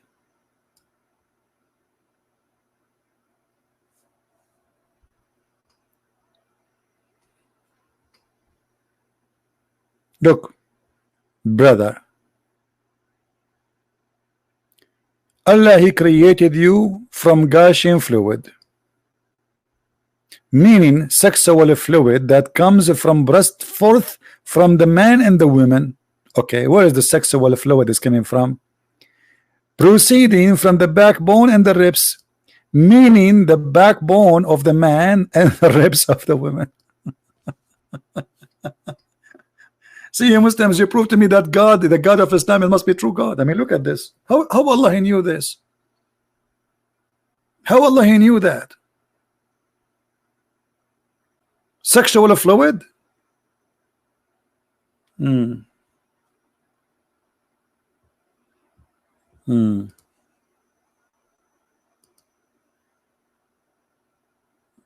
Abdul?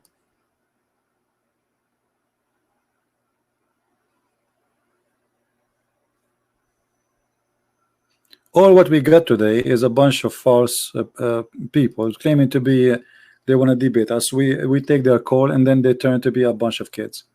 But this is a great example of what the fruit of Islam is. If Islam make out of us something better, then we should see people who speak with respect. They are not here to call names and to prove us wrong. But what we see the opposite. Gamers, players, insulting, foul words, bad language. Yes, Faris, how are you? Hello. Hello. Yes. Yeah. Hi, Christian Muslim. A Christian Muslim. Yeah. Sorry. Hi, my name is Wahid, and I had some questions about prophecy in Quran. Okay.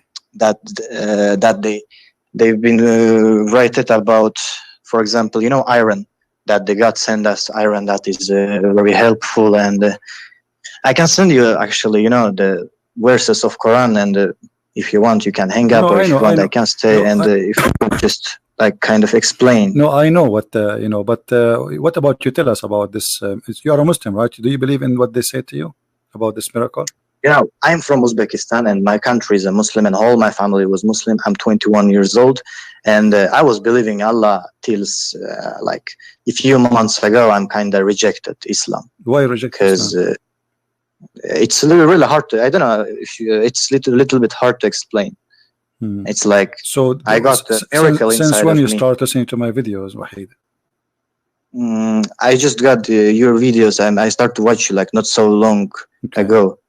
Just I see that so this this really good stuff about Islam, and so this is the miracle about the Aaron. Do you think it's true or it's a fabrication? No, I just think how they could know about this stuff in the 7th century, Yeah, but Like, what they told there is you, another examples like no, my friend, the that. hadith, let me show you. Yeah. Just let me show you how they lie. First of all, the numbers of the Quran we have today is numbered by who? Do you know? No, actually. By Uthman. Yeah. Correct. So there's something Yes. it's called Quran according to Revelation. I'm sure you heard of that before, correct? Yes. Okay. Quran according to Revelation, the chapter of Al-Hadid. Let us go. I will put in the screen. Quran according to Revelation. I will All put it right. in the screen. Yeah, I'm calling you from mobile, so I'm watching you from Okay. my PC on YouTube. No so. problem. No problem. Yeah. So if we go here, I will show it to you on the screen. Do you see? Yeah. Do you see the chapter of Al-Hadid? This is a chapter of Al-Hadid. Yes. Is number 94. Yes. In the Quran today, it is 57. Correct? So one of the lies they say to you, well, the number of neutron, you whatever they call it, in the Hadid, in the iron, is 57. But the fact, this is not what Allah He is saying. The Quran, He's saying that chapter is in chapter 94. Do you see it? Yes. So if this is a miracle, that means this is a miracle done by Uthman, not by Allah. So it was a coincidence that it was happening that this is the Aaron and this is the number of the Aaron and try to make a miracle from it. But Allah, He did not send this verse or chapter as 57. He sent it as 94. If you go in the top of here, it says the order of the surahs. So number 96 is now number 1. All right. So it is totally the opposite of what they are saying. Now, if we go, let me search for what the article is saying, and I will put it on the screen so we can read together.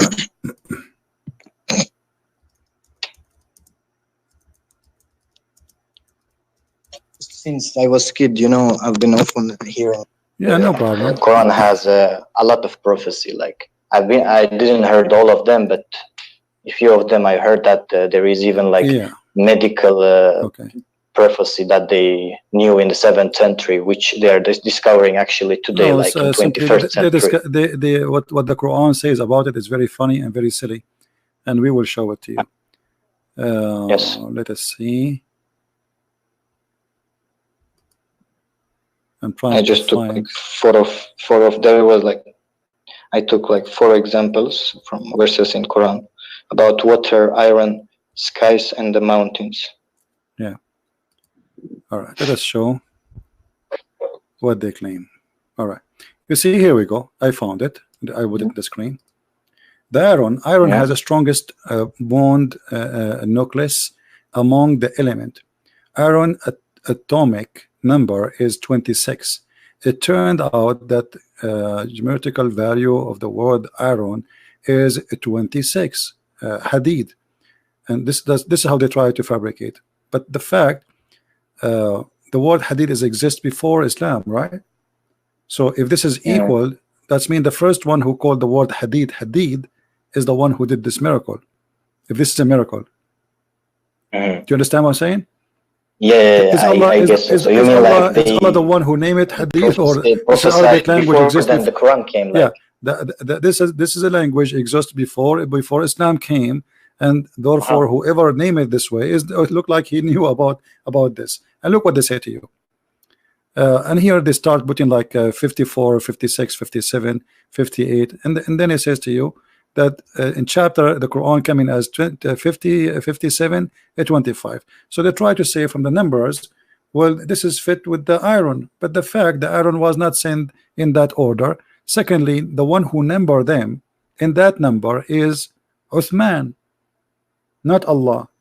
As you see, the Quran has the numbers of Allah. It was like this. It's totally the opposite. 94, 57. So which one of them is the correct one? Secondly, Is it Uthman the correct one, or it is Allah the correct one? So when the Muslims, and by the way, the first time the word hadith appear, it was not in that chapter. So why you choose that chapter? If we search now right now the word hadith,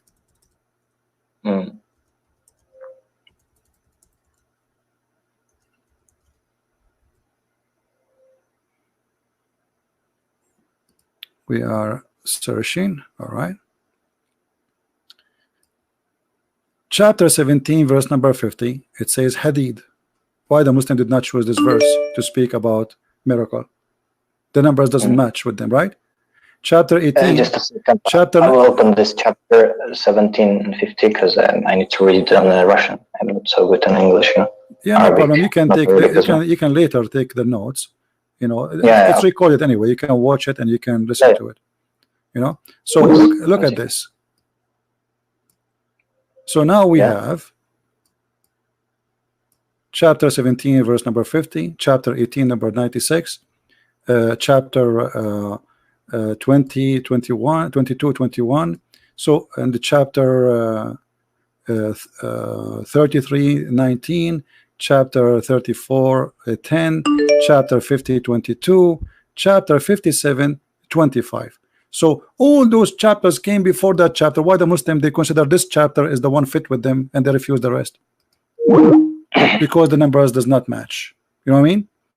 So maybe if they can say to us, well, the chapter of the hadith is the only chapter, and this is the only place where Allah He chose it to be, and we speak about the Aaron in that place, we can say, okay, like this is something really strange, so let us examine it and see what it is.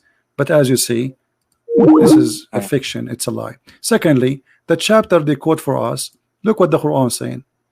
The Quran does not say that. They say to us that the Aaron was sent down from heaven. This is what they say, and this is what science discover. But the fact this is not true. The Quran is saying that Allah He sent the Aaron to the man, and Allah He sent everything down. The words He sent down, even clothes He sent down, like وَأَنزَلْنَا عَلَيْهُمْ كِتَابًا وَرِيشًا. We send upon them books, libas and warish, a cloth as feather. Let us show you. So Allah, when He says everything you have, Allah He sent it down. But did Allah really send us an underwear? Did Allah send us our pants? Did Allah send our dress? No. So although you want to say like they discovered the iron like a long time before, then they've been written in the Quran. My friend, the iron, first of all, they lie when they say scientists discovered the iron coming only from the space, because the magma itself has iron. Secondly, I've heard the same about iron, that it came from the space. That's a lie. That's a lie. There's a good amount of iron in the crust of the earth is coming from the sky, yes, but this is not what the Quran is saying. The Quran is saying that Allah He sent the iron as a tool for mighty war for man, which means the man was there and then Allah sent the iron to him. But the scientists, they say that iron was sent down millions of years before the man exist, but not all the iron in the earth is coming from that space. Little tiny actually amount of it, because almost the huge number of or amount of the magma itself is iron.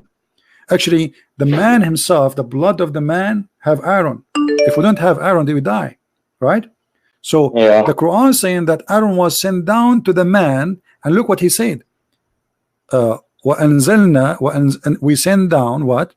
What we send down? Books. You see it? Yeah. Okay. And then when we send down iron, so why didn't say that books was sent down literally? The iron is sent down literally. Obviously, he's saying that we are the one who gave you everything. We send you the iron, we send you the books, we send you even your clothes. So in order to fabricate, trying to find a miracle, they say, well, scientists discovered that the iron, etc., and then they speak about the numbers. But as we know that those numbers are made by Uthman. He is the one who numbered the Quran as it is. Actually, he is the one too who gave them those names, the iron. So if this is a proof that the one who made this is a God, that's mean Uthman is God, not Allah, because Allah, he did not give the Quran in such a number. You know what I mean? Yeah. I think. Do you understand me what I'm saying? If this is a proof that the one who made this is God, okay, the one who made this is God, but the one who made this number, or he made the Quran in such a order, is Uthman. It is not Allah. So is Uthman is the God? Secondly, the Quran is not saying any what they are saying. Oh, what the Quran is saying, Allah, he sent down everything. Allah sent down the water, Allah sent down the messengers, Allah sent down his words, Allah, he sent down even our clothes. So everything Allah, he sent down, and we receive supposedly. And is it similar about like other prophecies, like about mountains and About like what? water? Mountains that they how can I explain it? You know, mountains, they're like sitting straight. How can I tell in English? Just a moment, I will explain you correctly what I mean. In Quran, in this verse about mountains, it says 78:6. Okay. Just open it, just a second. 6th and 7th ayat. Chapter What? I mean chapter 78 and ayat 6 and 7. Okay, 78. Yeah, 6th and 7th that they say here. I'm reading in Russian, but All right, I understand. But you see, the same chapter they are saying to you, it have a miracle, is the same chapter proving to us Islam to be false. And let us prove it. The verse before it claiming that Allah, he made the earth as a flat. Yeah, exactly. All right. In the 6th and they then, say that, yeah. And then it says about and the mountains as pigeons. But the mountains are not pigeons. The mountains are not, according to Islam, Allah, he placed the mountains in the top of the earth. It's not, but science says, you know, just even Kasser, he was like even Kasser, when he was like translating Quran, he explaining like the mountain is sitting straight, like the same large as in the top, the same large on the down. Right. He placed it in the top. What I mean? Like, he placed it in the top of the earth. Yeah. He placed it. And why? So the earth will not move on you. Let us go to the Quran.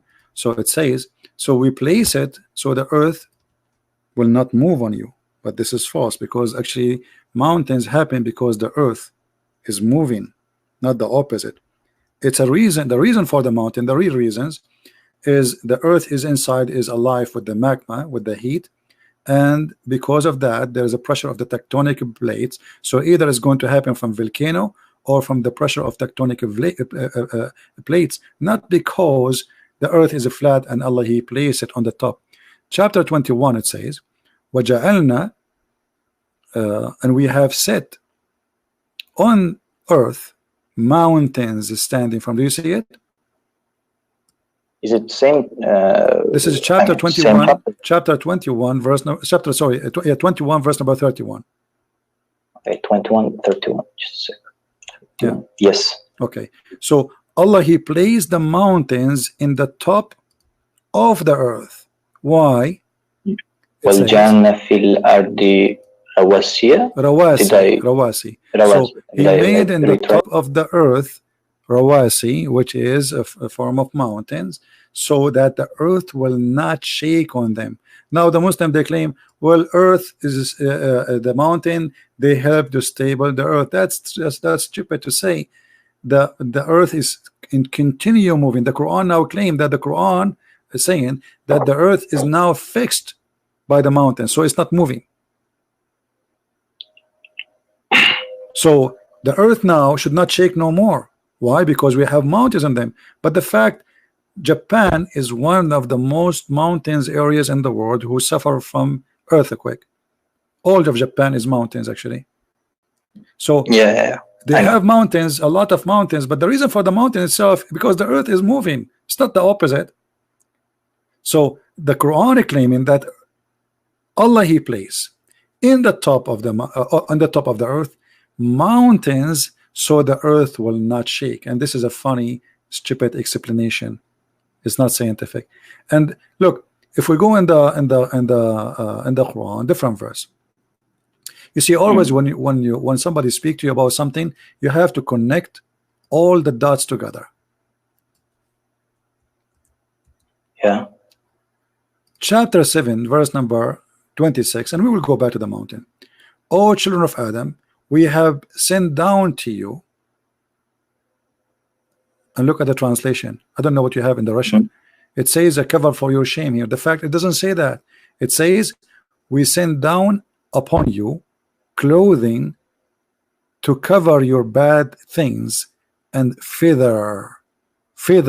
So why the Muslim don't say our clothes is sent down by Allah? As long they agree that the word sent down, that's mean the Aaron sent down, and that's it, right? Yeah.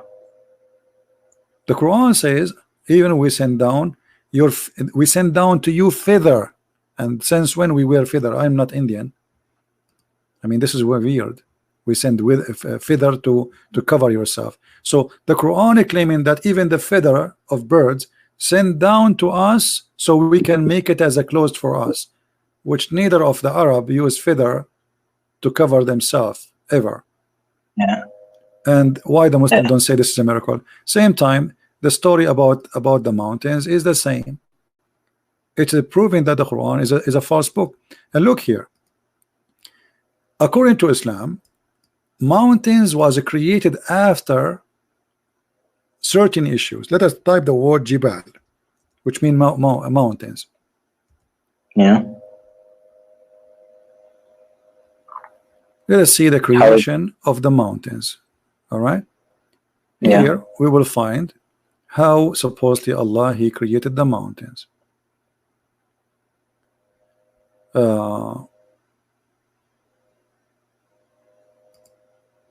First of all, there's mountains in the sky, and those are mountains of hail. Chapter 24, verse number 43. The Muslim, they try to fabricate translation, and he say, and he sent down from the cloud that are like mountains. But do you see the word like between two brackets? There's no like there. That's a false. He sent it from the sky, not a cloud like mountain, from mountains in it, hail. So there's mountains of hail in the sky, and there's mountains in the ground. The mountain in the ground is from rocks to stabilize the earth so it's not going to move, and there's hail or mountain of hail in the sky, and that where is the hail coming from? Let us change the translation. I don't know why it's not working. The one who keep calling, don't force me to block you. I will block you. I'm talking to the gentleman. You are going crazy. The Abdul is afraid because they are afraid that because you left Islam, so they are angry. Let us change the translation. I'm not sure why it's not okay now.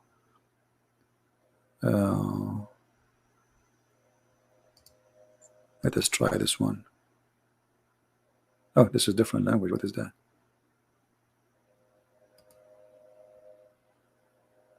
Oh, I guess it's German. Yeah. Well, here, let's see.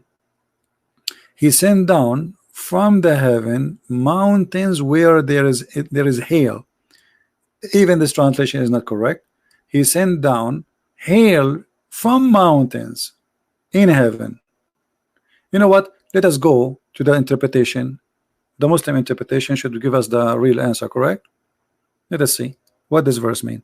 And here you will see that if the Quran is a book from God, and if this is stupid, that means everything they are saying is a lie. Do you agree? If the Quran teaching that in heaven there's mountains of hail and Allah break from it and He throw it at us, that means Quran is a book of false God. What do you think? No, because it's not. This is not how the hail is made, right? So one lie is I enough to guess prove. so. Yeah, one lie is enough to prove everything they said is to be false. So chapter 21, verse number let us see. Sorry, let us go. Yeah.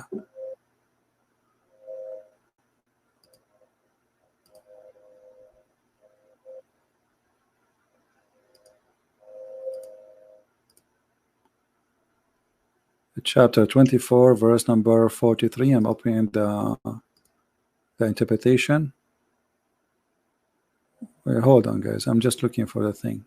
The website is not working, so I will show you the screen. Have patience. Yeah, no hurries. Yeah, they are texting me. That's why I told them. By the way, this guy who Okay. asked you about baptism, he added me too and called me and started to speak about baptism. I don't know. Well, he's trying to convince you of something. All right, look at this. This is the Muslim interpretation, not mine. Whatever they say, we will accept it. Deal? But he will be Jesus followers.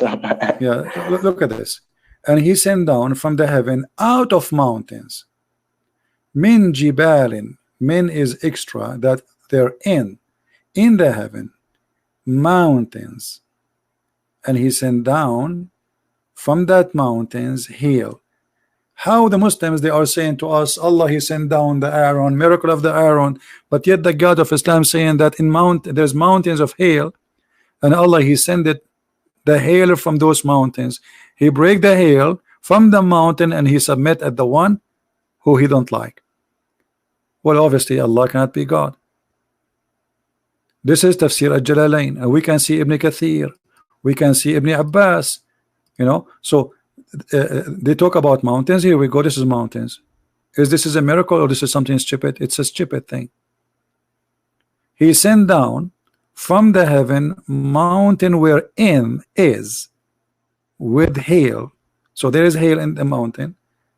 There's mountain of hail, and Allah, he break hails and he submitted at the one he like to punish.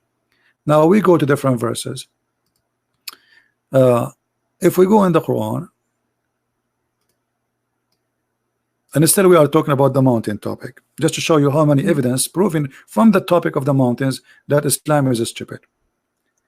If you ask anyone, any Muslim, which one Allah created first, you yourself, now you are not a Muslim, but what do you think? Which one Allah created first, the mountains or the stars? Which one do you think? Mountains or what? Or the stars? I guess, well, my opinion, I guess stars. Okay.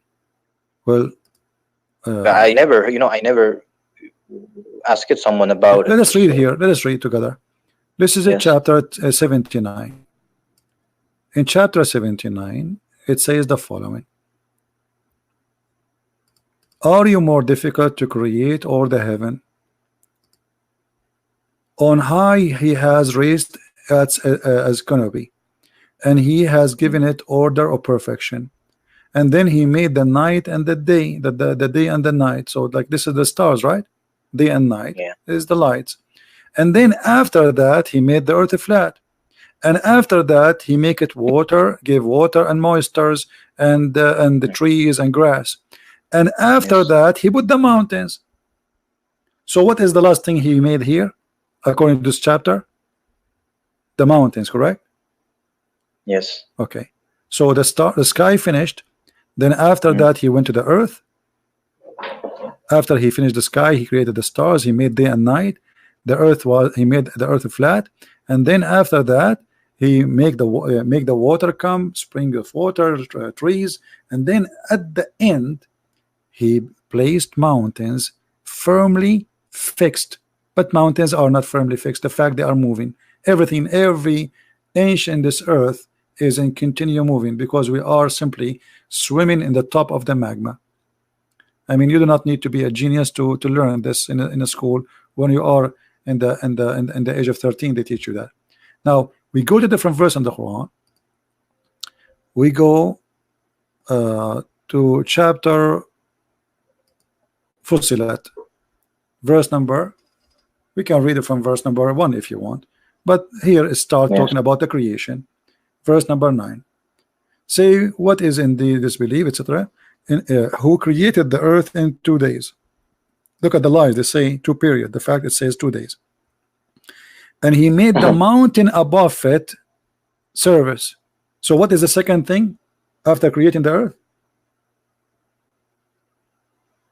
Is the mountain. He made it in mountains about but the other chapter was the mountain was the last thing, right? Yeah. The other chapter, the mountains was the last thing, not period. This is 2 days. Let us change the translation. You will see how how everything changed. They lie in their translation. Never trust Muslim translation. Doesn't matter what translator. I'm telling you. Here we go. To prove in front of you. He said down in earth mountains. Look. Say, is it that you deny who created the earth in 2 days? Do you see the word 2 days? 2 days.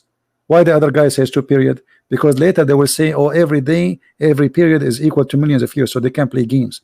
But it is 2 days.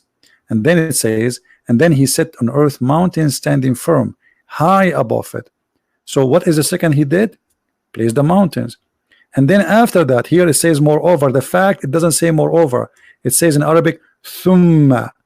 There's a Muslim guy who teach Arabic in his video, in his YouTube. You will see that he said, he explained clearly that the word thumma is for something happen next, but not right away, which means it took a long time or after. So look at the first translation. If we change the translator, this is Yusuf Ali. This is what I'm saying to you. We cannot trust Muslim translation. Look, then there's a huge difference between moreover and then. The fact even then is not true. He should say then after that. If we change from Biktal to different one, Halili and Khan. The guy he said here then too. But anyway, then is enough to prove that this has happened after, right? Okay. So first thing, Allah, he created the earth in 2 days. Then the second thing, he placed mountains in it. Then after that, he went to the sky and he made it 7 sky. The sky at that point was a smoke, as you see, which means there was nothing. And then he completed and finished them as 7 heavens in 7 days. So according to this chapter 41 verse 12, what is the last thing is finished? The stars. Yeah. What is the second thing was created? The mountains. Right? Yes. Okay. But the other chapter we showed you, chapter 79, it says there was difference. Yeah. it was totally the opposite. Not only different, it's totally the opposite direction. So here the heaven finished first, then he started working in the earth in the other chapter, and the second thing he created, you know, like here he made the sky, and then he lifted it up because supposedly the sky was on the top of the earth, and then he made the day and the night, which means the stars created as a stage number 3, and then after that he made the earth flat. So the first thing Allah finished is the sky, and then he started working in the earth. But in the other chapter is saying totally the opposite. So if the Muslim is speaking about mountains as a miracle, how Allah even don't remember how he created and what he created first? I mean, this is very simple. In the top of that, it's stupid to say what he's saying, that he placed the mountains in the top of the earth. If you go in the hadith, because Muslim they might say, well, Allah did not mean that, he means something else. Let us go to the hadith. Muhammad, he said the following, not me. I understand. Yeah, Allah Messenger said, I don't know if you can read the screen. Actually, I have to show it to you from Sahih, from the Sahih hadith. For the Muslim, they will not say he is showing us from a book and we don't trust. Muhammad said, Allah the Exalted, the Glorious, created the clay on Saturday, and he created the mountains on Sunday. Correct? Yeah. Okay. And then he created the trees in Monday, and he created the entire number in Tuesday, and he created the light in Wednesday. But look, if we go to chapter 41, sorry, 79, it says the opposite. Allah created first the day and the night, he finished the sky, and then after that, not moreover, You know, if This you is go, already from the Quran, right? this is from the Quran. We are not quoting from anywhere. And then after that, he start working in the earth. And after that, he made the water come. And after that, he placed the mountains. So according to chapter 79, the last thing Allah he finished is the mountain. He placed it in the top of the earth. In chapter 41, it was the second thing Allah he made. He placed the mountains in the top of the earth. So what kind of God? You don't remember what he did? I mean, this is very simple. In the same time, the earth is a flat. You see, when it says وَالْأَرْضُ بَعْدَ ذَلِكَ دَحَاهَا, دَحَاهَا, I saw many Muslims lying. They're saying that the word دَحَاهَا mean he made it like an egg. The word daha is an egg. That's a lie, big fat lie. All dictionaries, all Islamic dictionary, even translation, nobody says like an egg, for it's a lie. As you see here, it says, this is the Muslim translation, and after that he spread the earth. But the fact, it doesn't say spread the earth, it says he made it flat. Let us go and see the Quran interpretation by Muslims. Chapter 79, verse number 30. We go here. You see, everything we say, we give a proof for it. We don't make things up. We don't give our opinion. We are just showing a pure reference. Whatever it is, it is. You know, does it say flat? Absolutely, it says a flat. This is, if you go to Ibn al-Jalalain, let us show the interpretation. And after that, he spread out the earth and he made it a flat. Do you see the word flat? For it had been created before the heaven. Look, the earth is created before the heaven. Is that what science says? Yeah, I understood. And the funny, they say to us that the Muslim believe in the Big Bang. Okay, how you believe in the Big Bang, but your book says that the earth is created before the space? I would like to say now, I will ask the Sheikh, but I have no Sheikh. It's a little bit hard to find up Well, the right person. I'm here to help you. Do you have any other answer, a question, my friend? Right now, I don't think so. All right, feel free to call me I got all anytime. my answers which I welcome. wanted. All right, feel free Thank to you call so me. much. If it's okay, I can contact you some other day if I No will problem. get some more Sure, questions. Sure, you can call me anytime. All right, take care. All right, thank you so much. Take care. Now we have another Muslim trying to call us. Let us see.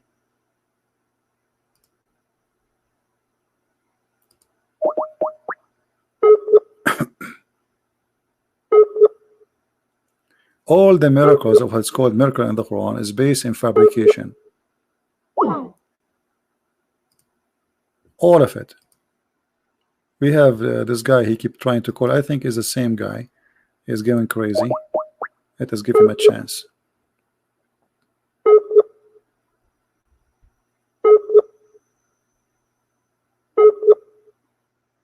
Okay.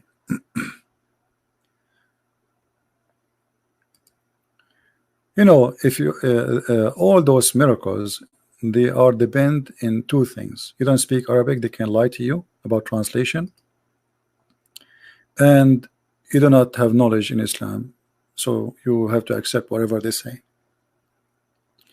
But reality in front of us, proving that all of this is false.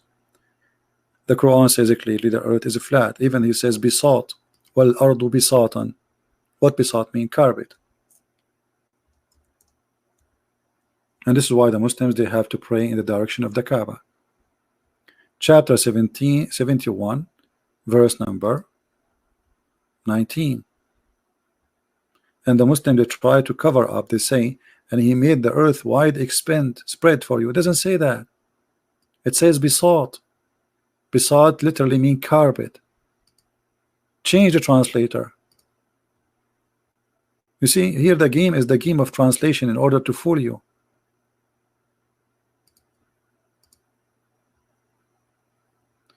He made the earth wide expanse for you. That doesn't say that. You can take the word bisat into Google translation. You can copy it. This is the word. You can copy it and take it to Google And you know what? Let us do this. I'm going to open an Islamic dictionary in front of you, just to show you the corruption of those who claim that they are trying to teach about Islam. Because if they are not corrupt, they will not lie in the translation. Why you are lying? Simply because they want to hide mistakes in the Quran. I'm going to copy paste. This is the word I copy from the Quran. I will paste it there. Hold on, not this one.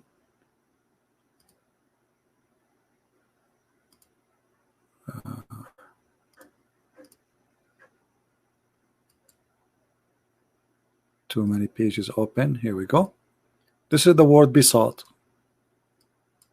All right, copy, paste in the front of your eyes.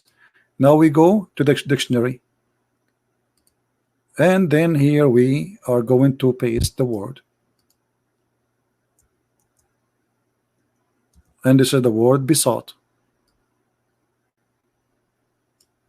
Besought kalimat al-Quran. Look what they say to us: an expense. Because they say it's kalimat al-Quran, they translate it as an expense. But if you ask any other person, they will say, if you switch to Arabic, you will see that it's mean carpet. And let us prove it to you in a simple words. Look, this is the same thing, the same dictionary. Look, flying carpet, magic carpet, mate, etc.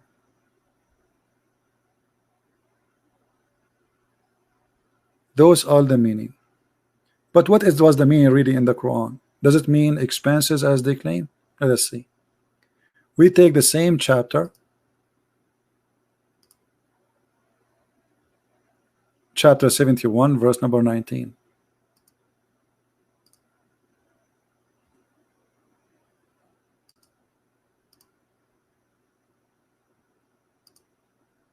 And this is the Muslim interpretation. Do you see it? It's about make it flat like a carpet. Expenses, it's mean he expanded, supposedly. But by the way, the verse doesn't say that word at all. Or what it says besought, which means even the translation here is false. It doesn't say the word flat. It says the word carpet, which means flat. But this is supposedly the interpretation. And this is Tafsir al-Jalalain. What about we go to Ibn Kathir? Let us see what Ibn Kathir will say. Because maybe Muslim will say, well, we don't like this interpretation. So we go to Ibn Kathir, chapter 71, verse number 19.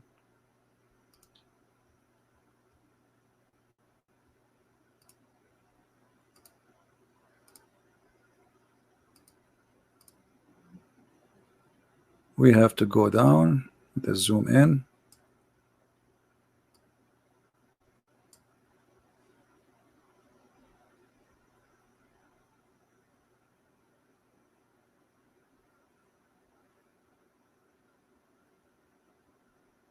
Okay, here we go.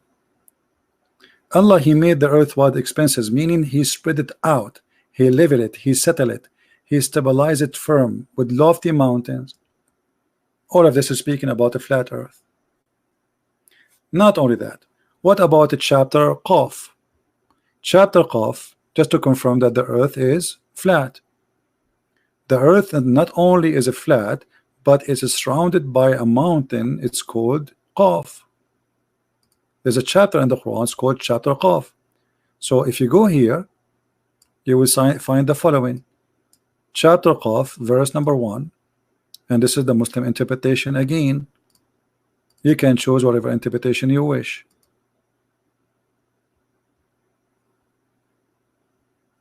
Qaf is an azure mountain surrounding the earth, overlooking the earth. Okay, how the earth can be overlooked by a mountain? Because the earth is a flat, and Allah, he surrounded it by a fence.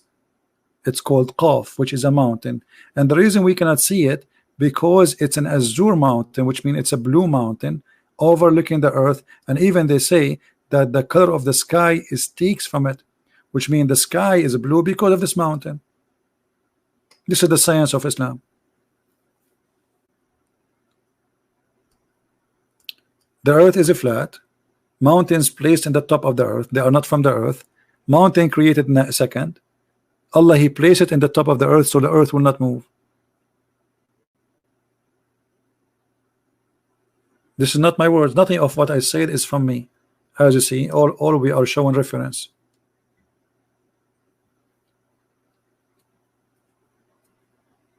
Where is the Muslim who was calling me like crazy when the guy was talking to me?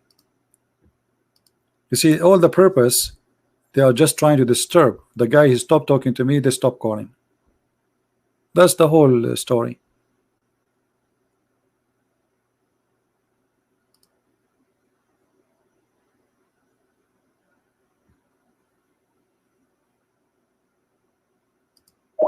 Let us try to call this guy again. Maybe now he will answer.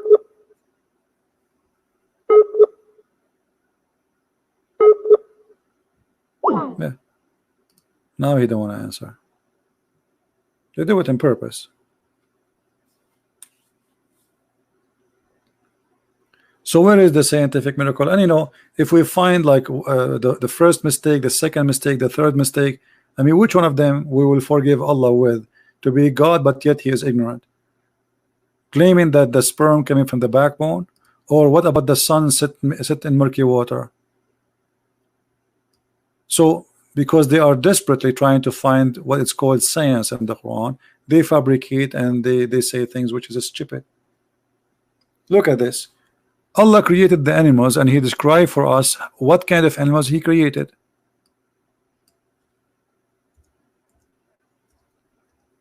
And as long as the Muslims they claim that their book is the book of science, well then we have to take it as a book of science.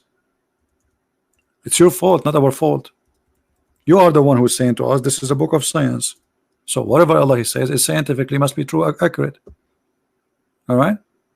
So when the Quran speak about the creation he created for us, and then he claimed this as an example.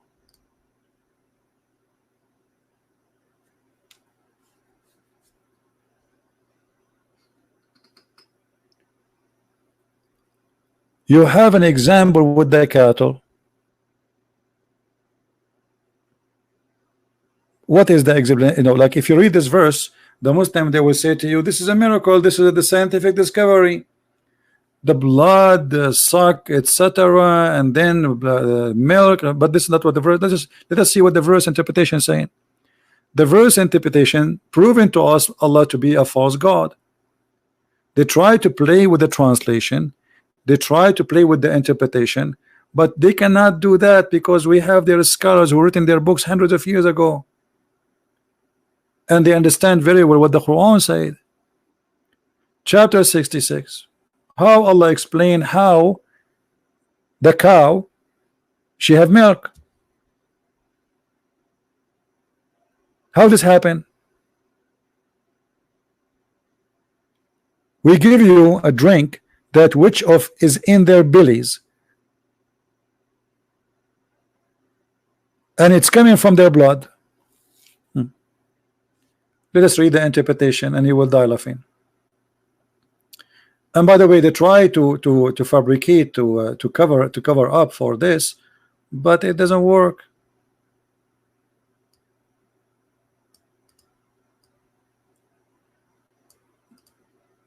Search Google.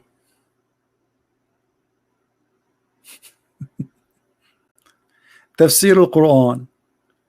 Let us open the tafsir in the Quran. All of those are tafsir al-Quran, but I will open this site here, have many tafsir in one page. Okay. Where is the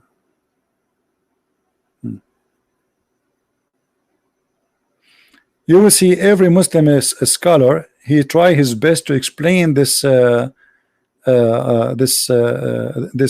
explanation for how the milk is made in the inside the animal.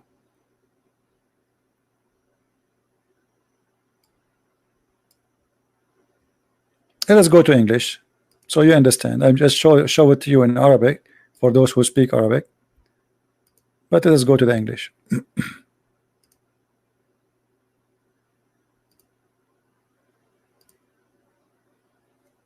Chapter 16, verse number 66.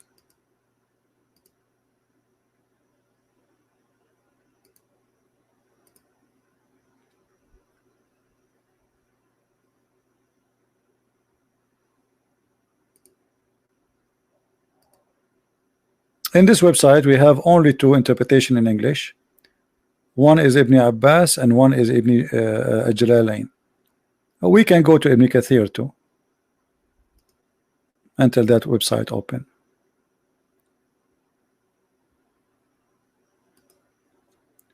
Oops.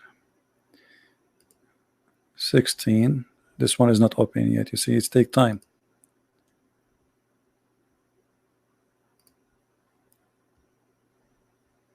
All of this is miracles of Allah.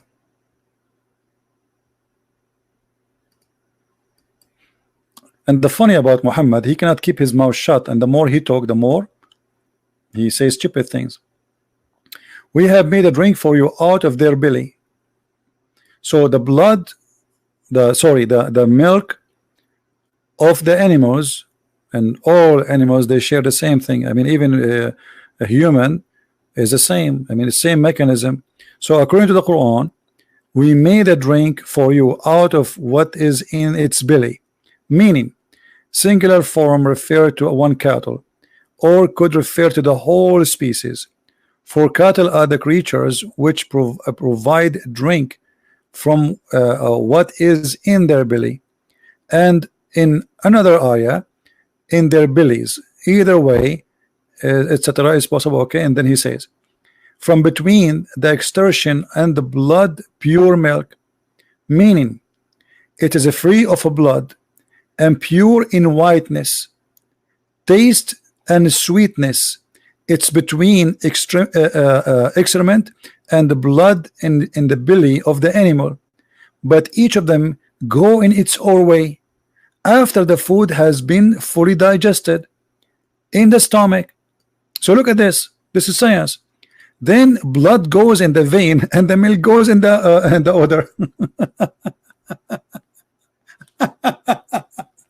So what the Quran saying that Allah, when the animal he eat, he made the food two things. One become a blood and one become milk. This is what the Quran is saying and not me. Do you see it, Muslims?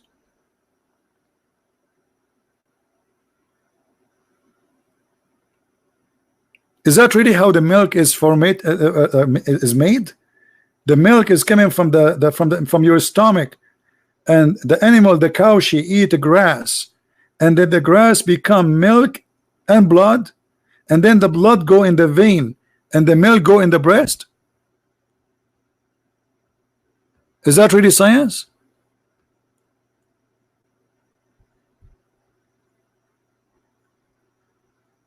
Is it me who's saying that? This is my interpretation. So what the Quran is claiming that Allah he made a miracle. The cow, the goat, she eat the grass. The grass became a blood and milk, and then Allah separate the blood from the milk in her stomach, in her belly. But this is stupid. This is not no such a thing.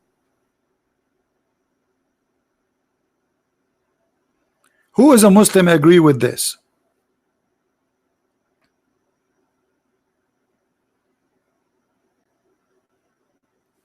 Move the stupid message from the screen. Okay.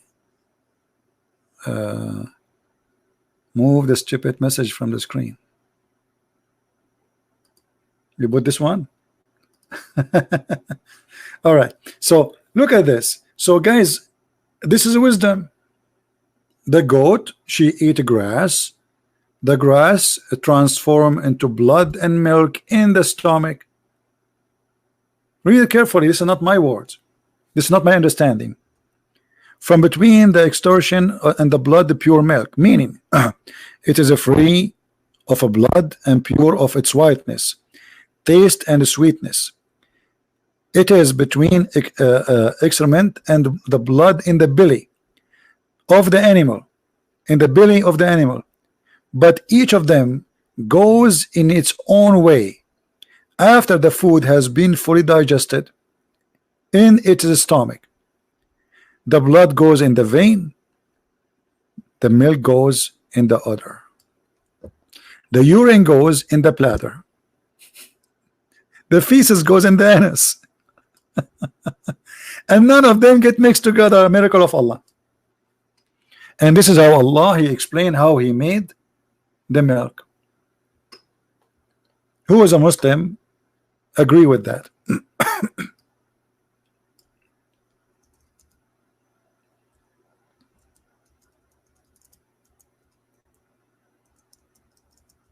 Who is a Muslim agree with that?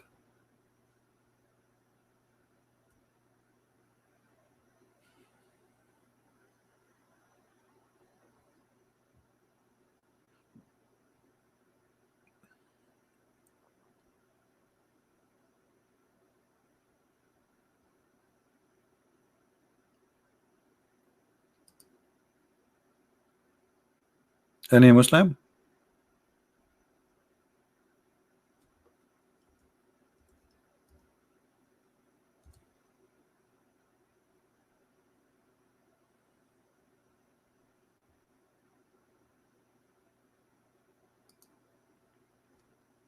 Who is a Muslim agree with the Quran?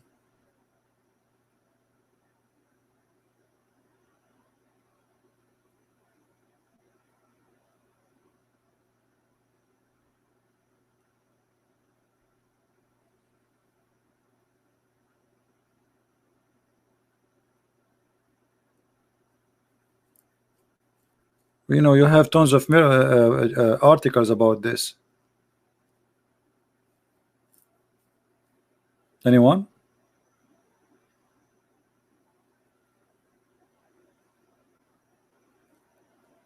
By the way, this is I mentioned this is for your benefit, because this will give you like a good help. I thought Muslims would get excited, they will call me and they will say, yes, scientists agree with this. Where is the Muslims?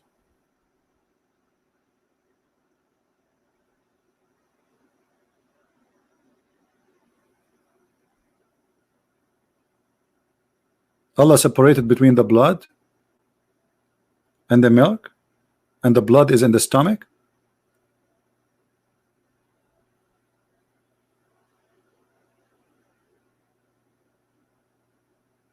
The blood go in the stomach and come from the stomach.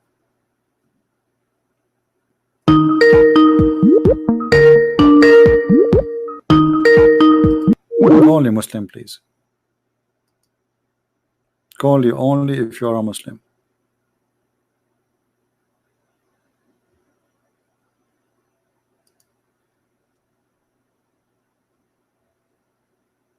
Articles, madness. Don't force me to block you. Why people they insist? I say call me only if you are a Muslim. They don't listen, and then I block them. Here we go.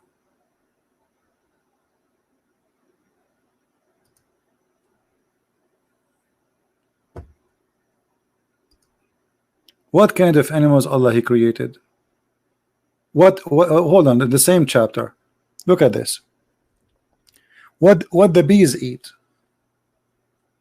According to the Quran, bees they eat fruits and they poop honey.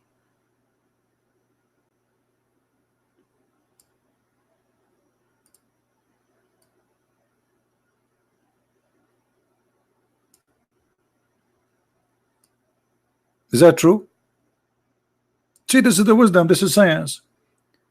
Bees they eat fruits, they poop honey, and comes from their belly drink. So the bees, what the bees eat? Fruits. What they do? Poop honey. Who is a Muslim agree with that?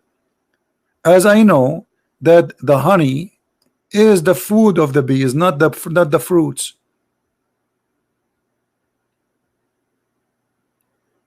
Bees, they go and collect nectar and they bring it back. They don't eat it. They carry it back to the hive, and then that thing, that liquid they bring, is going to be converted into honey. This is their food. It's not their shit. Excuse my language. So the Quran is claiming that the bees, they eat fruits, they poop honey. Who agree with this?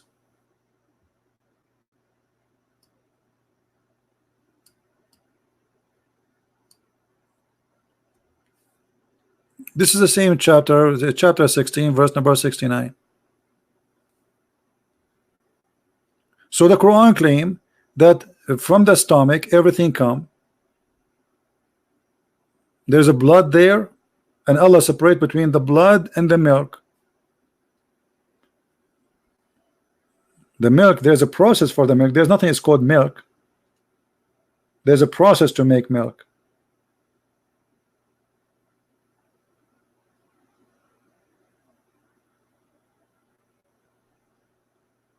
And here in the chapter in the top, there's many mistakes. The milk is coming from the blood.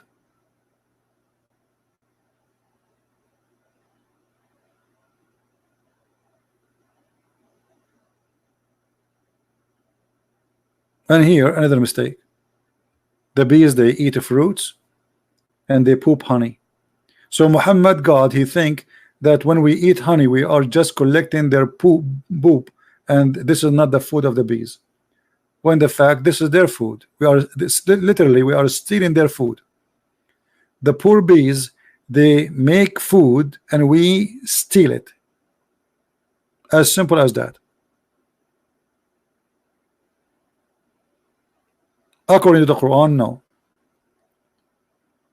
They eat from the fruits and they poop honey.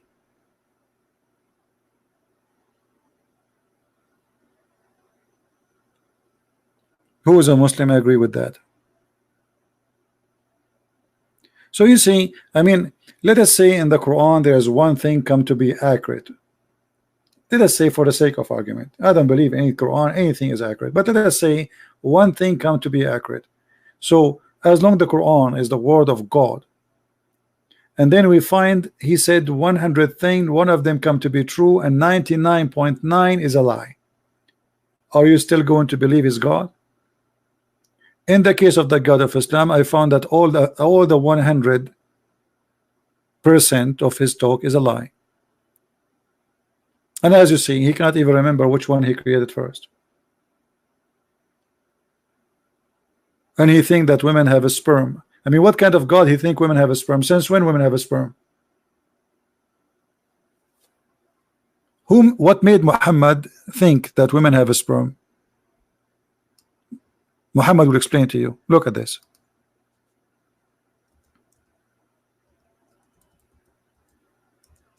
And here you understand how Muhammad fabricate Quran. Muhammad, he think that when women she have a sexual intercourse with a man, she have a liquid in her private part. He thought that this is a sperm. Read carefully. This is not me saying that.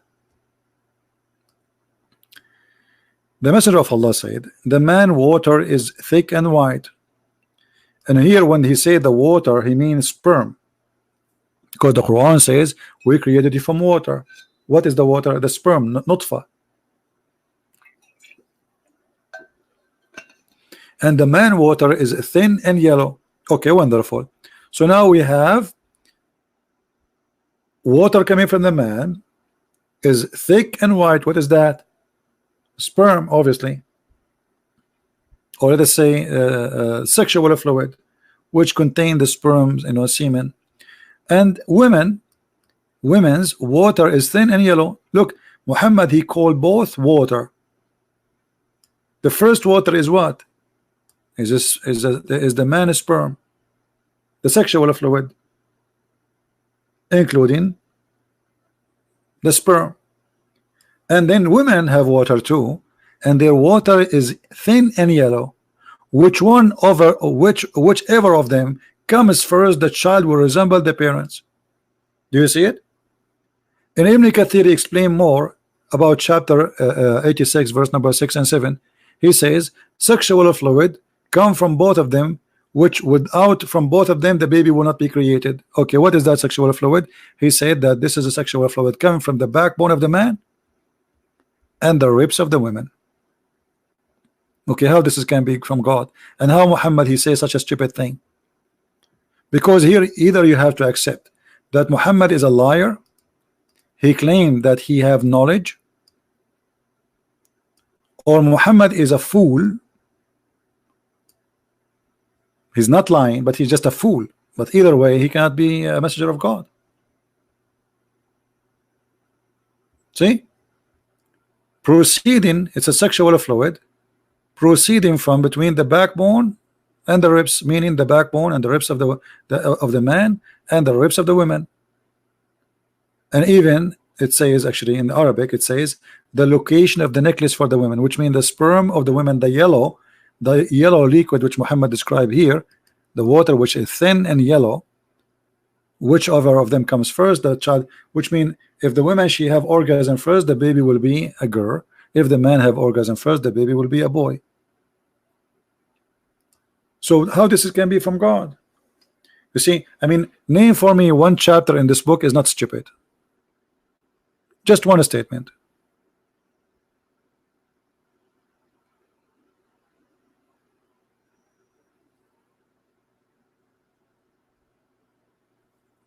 Any Muhammadan?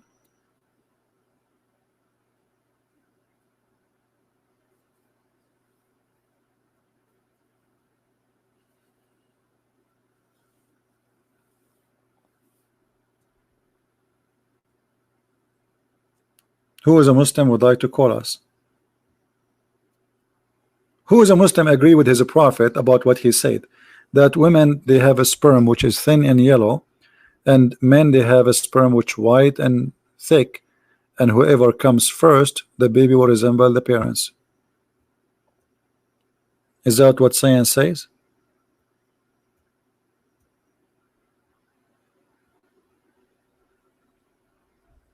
Any Muslim?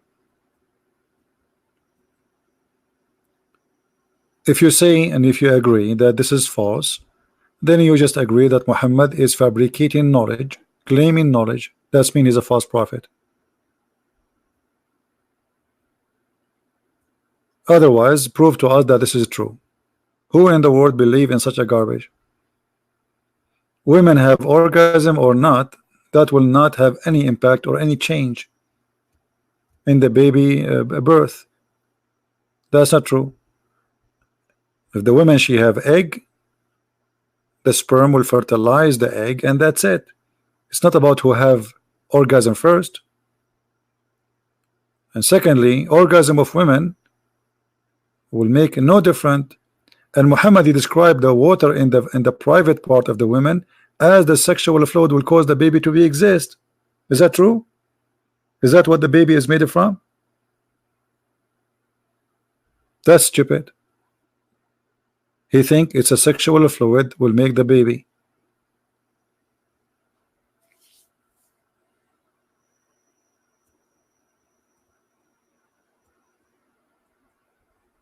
Any Muslim?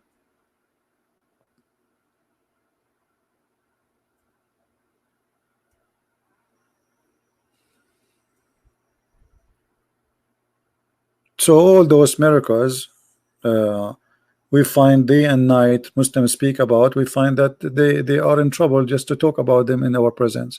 If you don't speak Arabic, you do not know much, you know, they will be happy to tell you stories about the amazing Quran. Quran, brother, is a built-in proof. Built-in. The Quran have built-in proof, brother. Okay, what is the built-in proof? Like what? And by the way, why the women water is thin and yellow, as I've been told by somebody who knows, supposedly they are doctors, etc. They said that women should not have water which is yellow unless you have infection. Why the women water is yellow? This is about sexual infection. Look like Muhammad, he never have sex with a woman. She is healthy.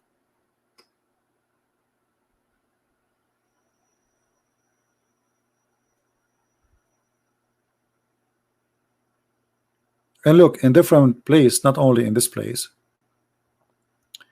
Muhammad, he explained what is that liquid. It's something she see. It's not something like inside the body. It is something she can wash too. Salim, and look what kind of a prophet this prophet is. Imagine you are a prophet. A woman, she come and she knock at your door, and she said to you, hello Prophet Muhammad. You say hello. Assalamu alaikum, Prophet. Alaikum assalam. Prophet, yesterday I want to ask you a question about a woman who sees in her dream something like that which men sees. What? What is that? What is that? I mean, what kind of a decent woman? She come to a man who is a stranger, and she said to him that yesterday she was having self boom boom.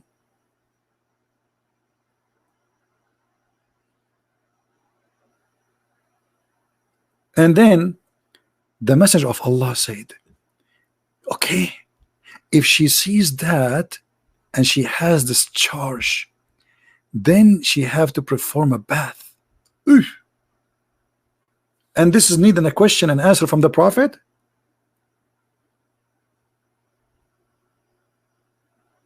The prophet is going to tell you what you do after having sexual play by yourself.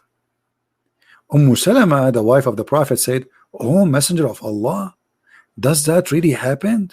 Which means women, she have such a thing? He said, yes, like, yes. The water of the man is thick and white, and the water of the women is thin and yellow, and whichever of them comes first, the child will resemble the parents. And look here, you notice the wife of Muhammad, she never experienced orgasm. And that is telling us how powerful the prophet was in bed, as the Muslims claim that he have the power of 40 men. Otherwise, why his wife, she's saying this is really happen? That women, she have orgasm? Did you know this? The wife of Muhammad, she is saying, really?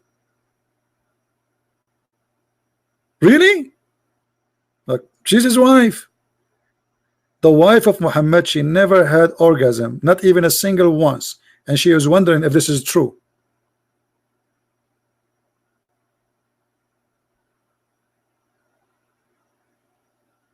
The woman who is seen a dream, she have orgasm, and the wife of Muhammad, she could not have it all her life.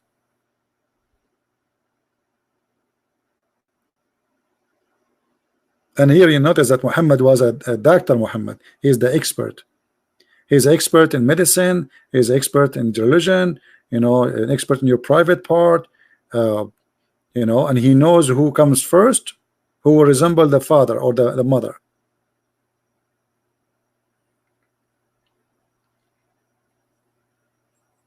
Any Muslim?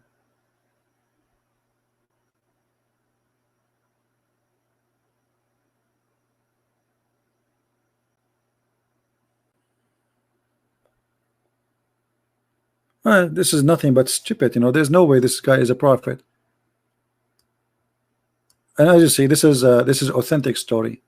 So what we will do now, is it really true that the women, she have water which make the sperm, it is yellow and thin, and the man have a sperm which is white and thick, and whichever of them comes first will resemble the parents?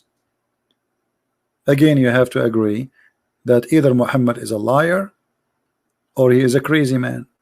Either way, he is not a prophet.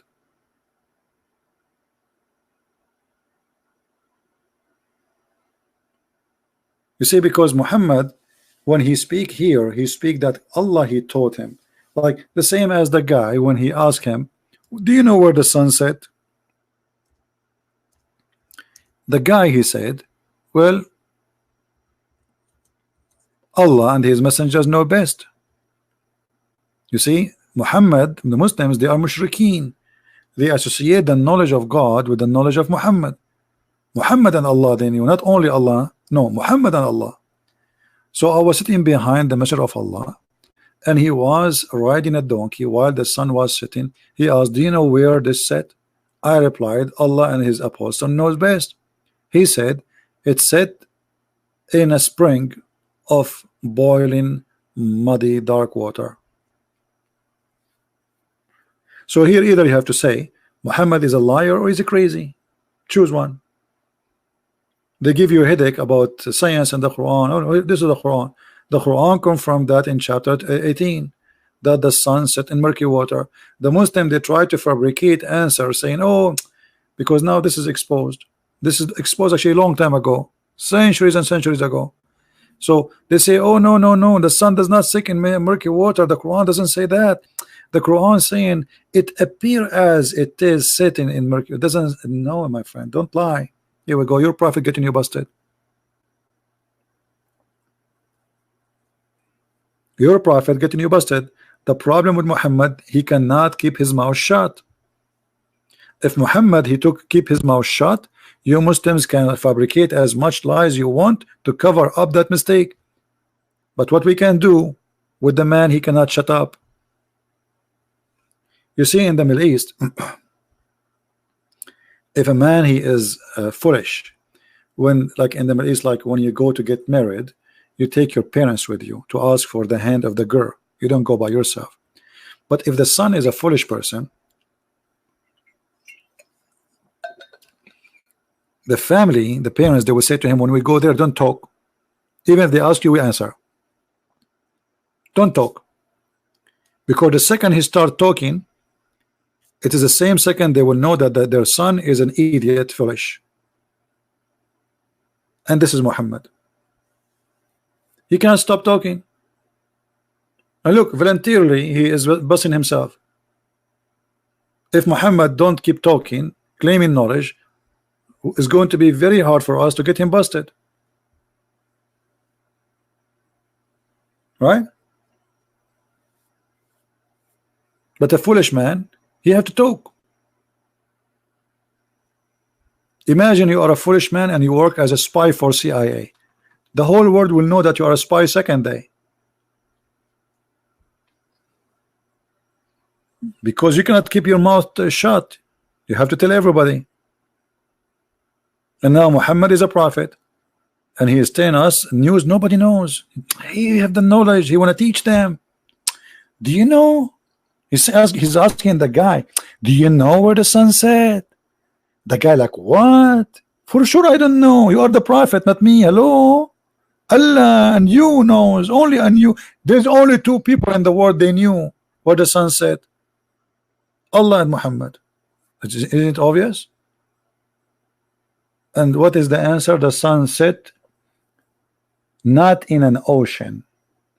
You see, when they try to cover up, they say to you, oh, the sun it's set in the ocean, so it appears like it's sitting in the ocean. But even the Quran never said the word ocean. The Quran says it's set in a spring of water. The reason for that, because the throne of Allah is over that spring, over the water. It's not an ocean.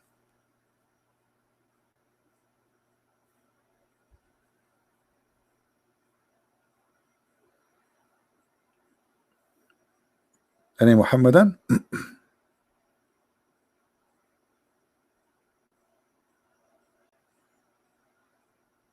Well, if we have anyone, he can text me in Skype and we can talk to him, no problem.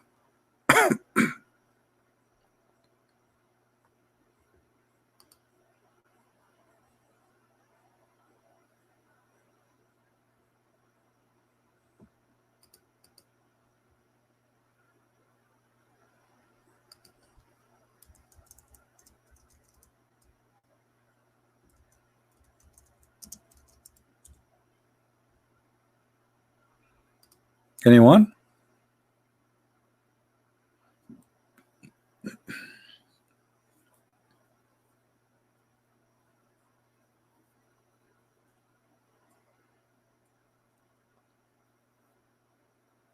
And by the way, I was going to tell you a secret about where the moon set, but I said to myself, why I want to share it with you for free? I think you guys, you have to pay for that. I was really thinking to tell you to share this information, which nobody knows, where the moon set. But you know what? We are friends. I will share with you. Okay? The moon set every day. I don't know if really I should say that. I'm afraid that the CIA will kidnap me before I share the information. It can change the whole balance between powers in the earth. The Russian, they will use it against the American maybe. And Mr. Kim Jong-jin from Korea, he might use my knowledge now. I think I'm not going to share that with you. Sorry. I have to hide it. I was going to tell you where the moon set, but I'm not going to do that for security reason, for the safety of this earth. In another way, I just saved your life, all of you. I don't think it's right to say to you that the moon set in my microwave, because that will involve micro and waves, and that can cause use for weapon and mass destruction. Did I say the word is the moon set?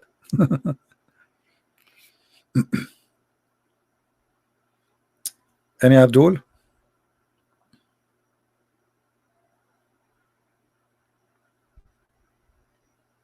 Where is the knowledge? Where is the miracles? Where is this is the prophet he speak of? Where Muhammad he got his knowledge? Where the sun set? From Allah. And then the Muslim, they try to cover up and they try to fabricate the interpretation.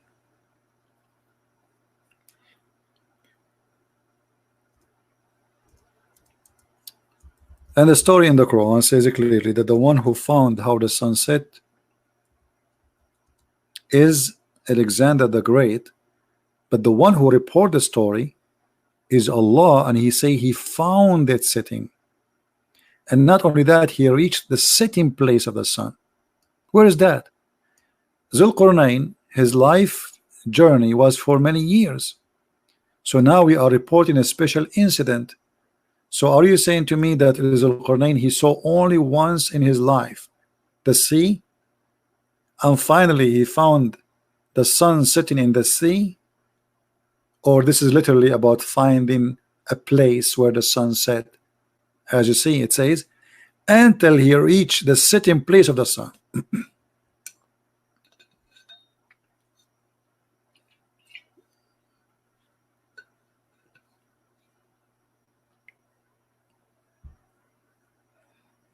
Anyone?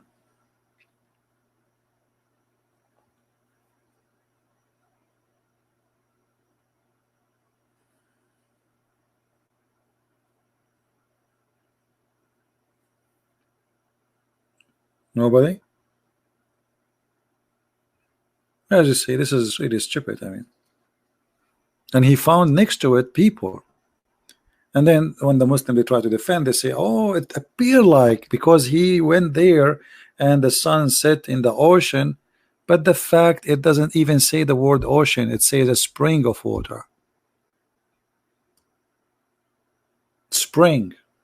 Since when the ocean looked like a spring of water?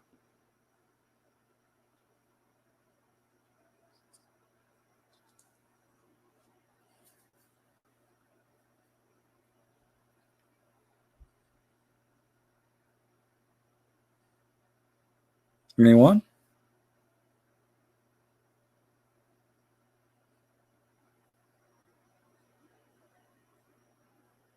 Yeah, since the prophet he said so, that's it. As long as the prophet he said, and not only that, Muhammad he found where the sun rise too. You see, there's a rising place for the sun.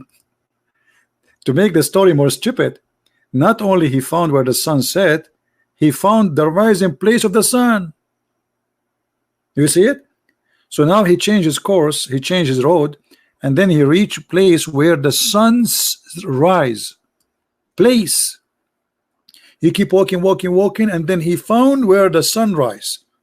The place where it rise. How you can cover this one too? Do I need to go anywhere? He found it rising on people. Like, what the heck? The sun rise everywhere, my friend. The sun set everywhere, because simply there's no setting, there's no rising. It's the earth going around itself. I can stay here in my chair until tomorrow, and the sun will rise without me going anywhere, and I will see it from my window. What do you mean he go all the way until he found the sun rising place? Where is the sun rising place? Any Muslim can help us? This is a pure science. Where we can find the sun rising place, where people next to it live. Not only he found, look, he found next to it people live there. I mean, the stupid lie is confirmed now, brother. Not only I found the sun, brother, I found next to it where people live. And by the way, one of them, his name is Johnny English. Even Johnny English did not come with this. If we ask Mr. Bean to make Quran, he will come with better stories.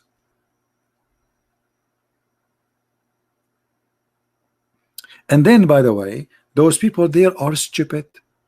They understand nothing. Look, they understand nothing. Look. Till when we came between two mountains, he found upon there either a side of folk who they understand nothing. They don't understand the saying. They are stupid. And then suddenly those who understand nothing, they said to him, O Zulqarnain, build for us a dam between us and Gog and Magog. Like, what the heck? A second ago they were stupid, they don't understand nothing. A second after they are teaching the Prophet of Allah what to do. How they understand nothing? If you say understand nothing, mean he don't speak the same language, or you say they are stupid. Either way, how they told him to build a dam? They don't speak the language. Either they don't speak the language or they are stupid. Which one? And then the brother, he built for them a dam between creatures. They are called people of Gog and Magog. People of Gog and Magog, they are not like us. Each one of them, he is so good in sex to the point before he die, he will make 1,000 baby. Yes, brother. And they have a huge ear. They sleep inside it like a tent. They are not a human like us, brother. Gog and Magog. And if every one of them make 1,000 before he die, which means when a man he make, let us say a man he die with 40 children, 50 children, every one of Gog and Magog will make 1,000 man from their kind before he die. And look here, Muhammad is making a prophecy that when people in Gog and Magog they attack the Muslims, this is in the end of the time, the Muslim will use the bows and arrows and shield of Gog and Magog as firewood for 7 years. My friend, we are in the time of missiles, we are in the time of nukes, and you are telling me at the end of the time Gog and Magog they will use arrow made from wood, and Muslims they will use it for barbecue?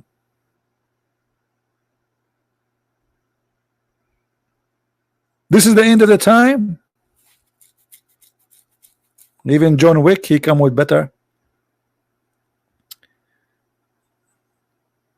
And supposedly Gog and Magog every day they try to dig in the dam which is built by Zulqarnain, the man with the two horns. Do you remember why Zulqarnain is called Zulqarnain? What Zulqarnain mean? Who remember? Who remember what Zulqarnain mean?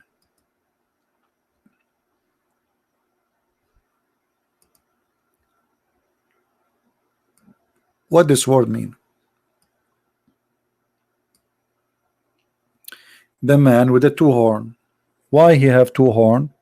Because Allah he sent him to his people and he asked them to convert to Islam. His people they hit him in his head and they killed him, and this is how, and Allah he touched that place and that place grow as horn, and this is how he got the first horn, and Allah raised him from death, and then Allah sent him back again to his people, and again they hit him in the other side of his head, and he got the second horn, and Allah call him Zulqarnain, the man with the two horns. True story. In the Middle East we have a lot of people, they have two horns already. If you ask the Muslims what is the name of this guy, they don't know. I mean, have you ever heard of a God calling somebody the one with the two horns? What is that? Is that a cow? Who is he? Who is this guy? Simply, this is a story written by a Syrian, not Assyrian, Syrian fiction story, Aramaic story, written about Alexander the Great. So the person is real. Alexander the Great is a real person. The story is fiction about him going, finding where the sun set. He found next to it people. This is exactly what is written in that story. Muhammad, he took the story, he put it in the Quran.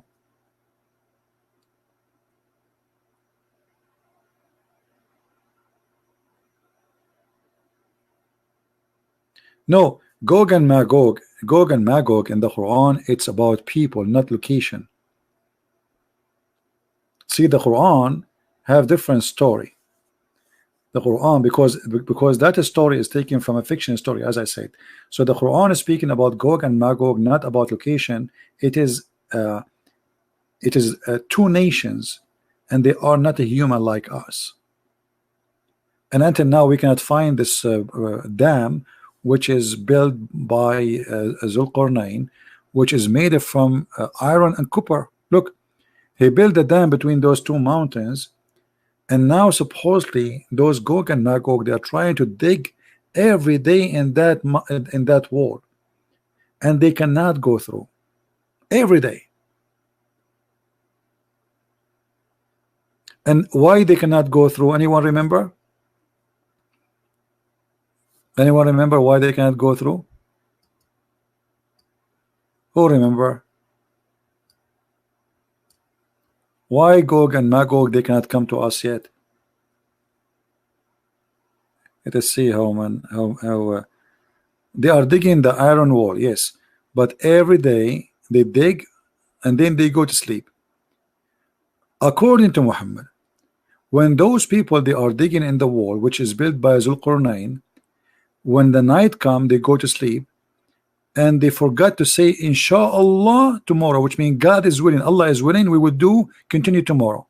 And because they forgot to say inshallah, Allah, he blocked that hole which they dig all day long. They come the second morning, they found it blocked. Subhanallah. So one day the leader of them, he will say that word, he will say inshallah tomorrow we will do it, continue. And when they come in the second day, they will find that hole they digged is not blocked again by Allah. Do you see it? Amazing, isn't it? All those stories about Zulqarnain and Gog and Magog, prophecies of Muhammad.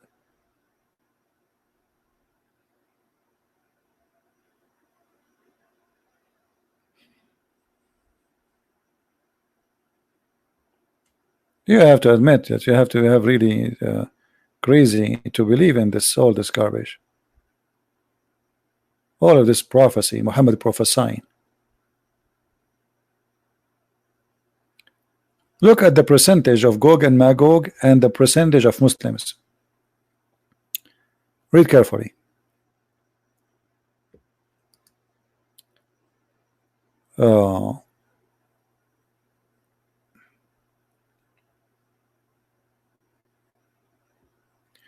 The people were so distressed and afraid. They got scared from Gog and Magog, and their faces got to change in color. Whereupon the Prophet said, "From Gog and Magog 999, and from you will be taken out of one from you."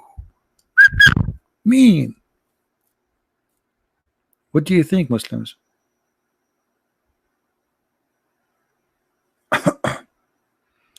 In the day of judgment, brother, because the percentage of Gog and Magog is 1,000 to 1, as we said, from every 1,000, look,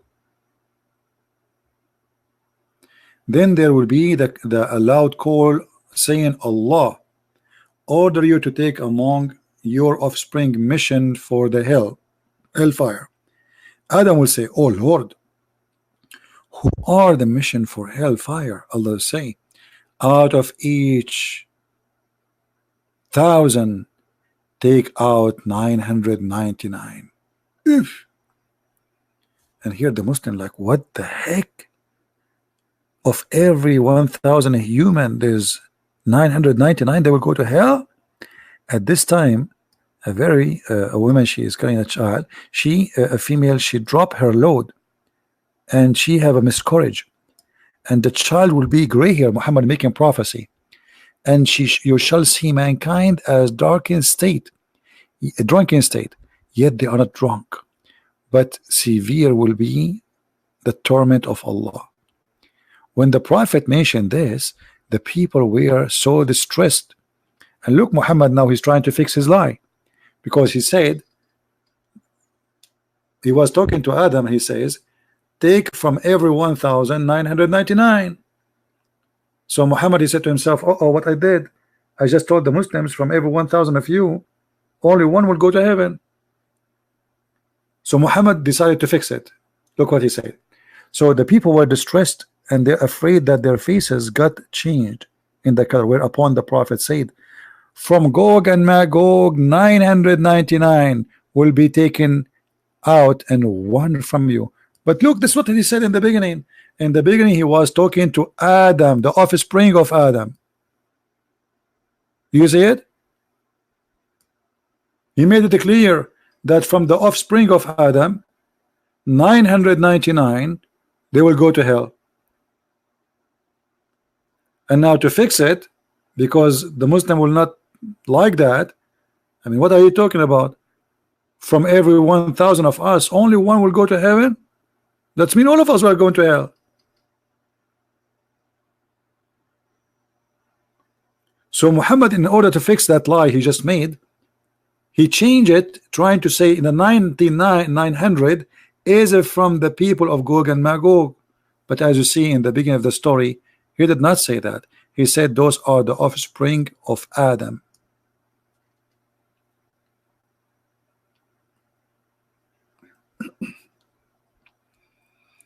Any Abdul? All right, look like we are out of Abdul. Don't forget to download the video, guys. We are going to, as usual, we don't keep the videos there. Download them, cut them pieces, do whatever you want with them, and let everybody laugh at this crazy, stupid lies they say to us, that Quran proven, Quran have a lot of proofs, Quran is preserved, Quran is scientific, all the madness we hear, which is absolutely false.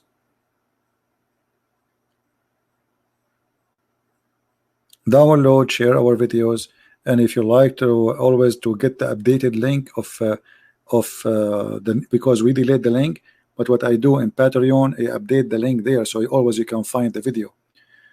So always visit Patreon, and the link is down in the info, so you can get the updated link for the new person who is loading the video. This is what I do every time before I delete. I take one of you, I choose one of you, and I try always to, you know, to choose randomly, and usually the first one who download the video and post it is going to be usually the first to post his link in my Patreon, so people, they click in it and they go there to watch the video. All right. Yeah, and the new channel, I'm just really busy, but anyway, the new channel is going to be like, you know, it's just for us to talk about things in life, nothing about me as a person, but it's about experience and things maybe we'll learn from traveling. You know, I've been around the world, many cities, many countries, and actually I need to do some maintenance for my teeth. So I'm thinking to go somewhere. In America, dentist is extremely expensive. I mean, they rip you off. It's like, but you better you know, you better let your teeth fly before you go to the clinic. So I might go to a different country to fix them, and maybe I will use that channel too to do either live broadcast or I'll post videos from where I am located, so you guys can share with me my travel experience. So soon I'm going to post that link for you where you can find my update where I'm going. And this is what happened to you when you still have teeth. Man, they hurt. See what happened? And in USA, they really hurt a lot. They really hurt a lot. I mean, they hurt you a lot more than normal teeth, because the dentist here, he rip you really off. It's not only enough the pain of your teeth, here you will have the pain of the bills, which usually you cannot really afford. You know, you can search right now in 2 seconds how much it costs to fix your teeth in USA. You will be astonished. All right.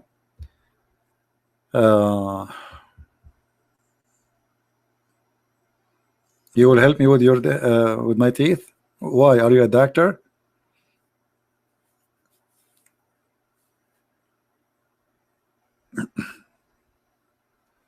They are not bad in prices. Where, Lisa? Go to Chinatown. Where is that? What does that mean, Chinatown? Dentist is a dentist.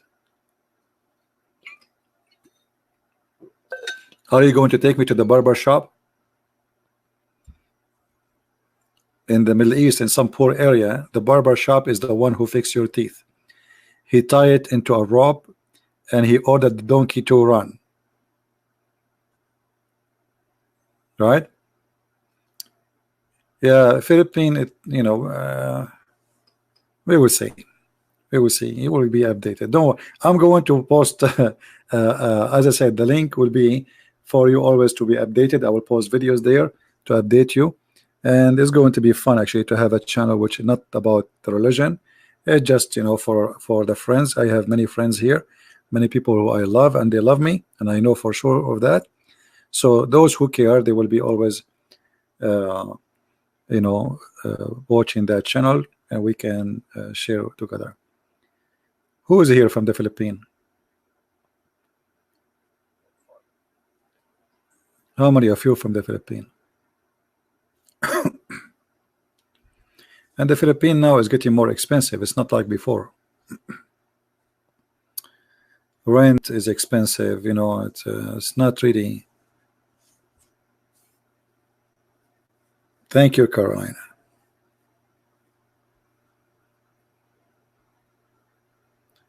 Yeah, let the college student play with my teeth. Exactly.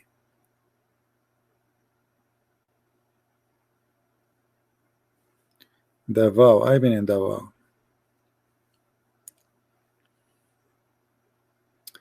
Indonesia. What's up? What I would do is up.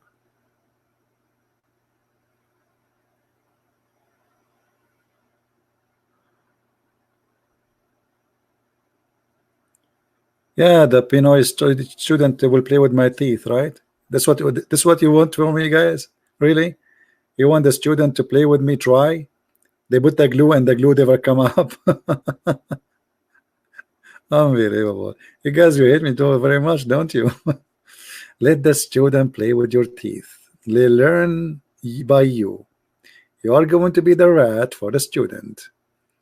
So a dummy student, he'd open my teeth and he put the machine inside my mouth, and God knows what he will do. Right? Okay, Black Angel, no problem. Actually, I'm invited to go to the Philippines, but I'm not sure when I can go. Usually, I like to go to the Philippines where it is cold time, so we can escape. No, I don't have insurance.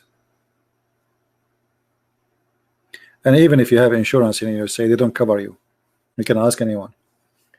Insurance companies are the biggest scam in USA. When you get sick or something happened to you, they say, oh, this is not covered, oh, this is not included, or this is, so you find yourself you were paying them a lot of money for nothing. They are a scam, officially legal scam, you know.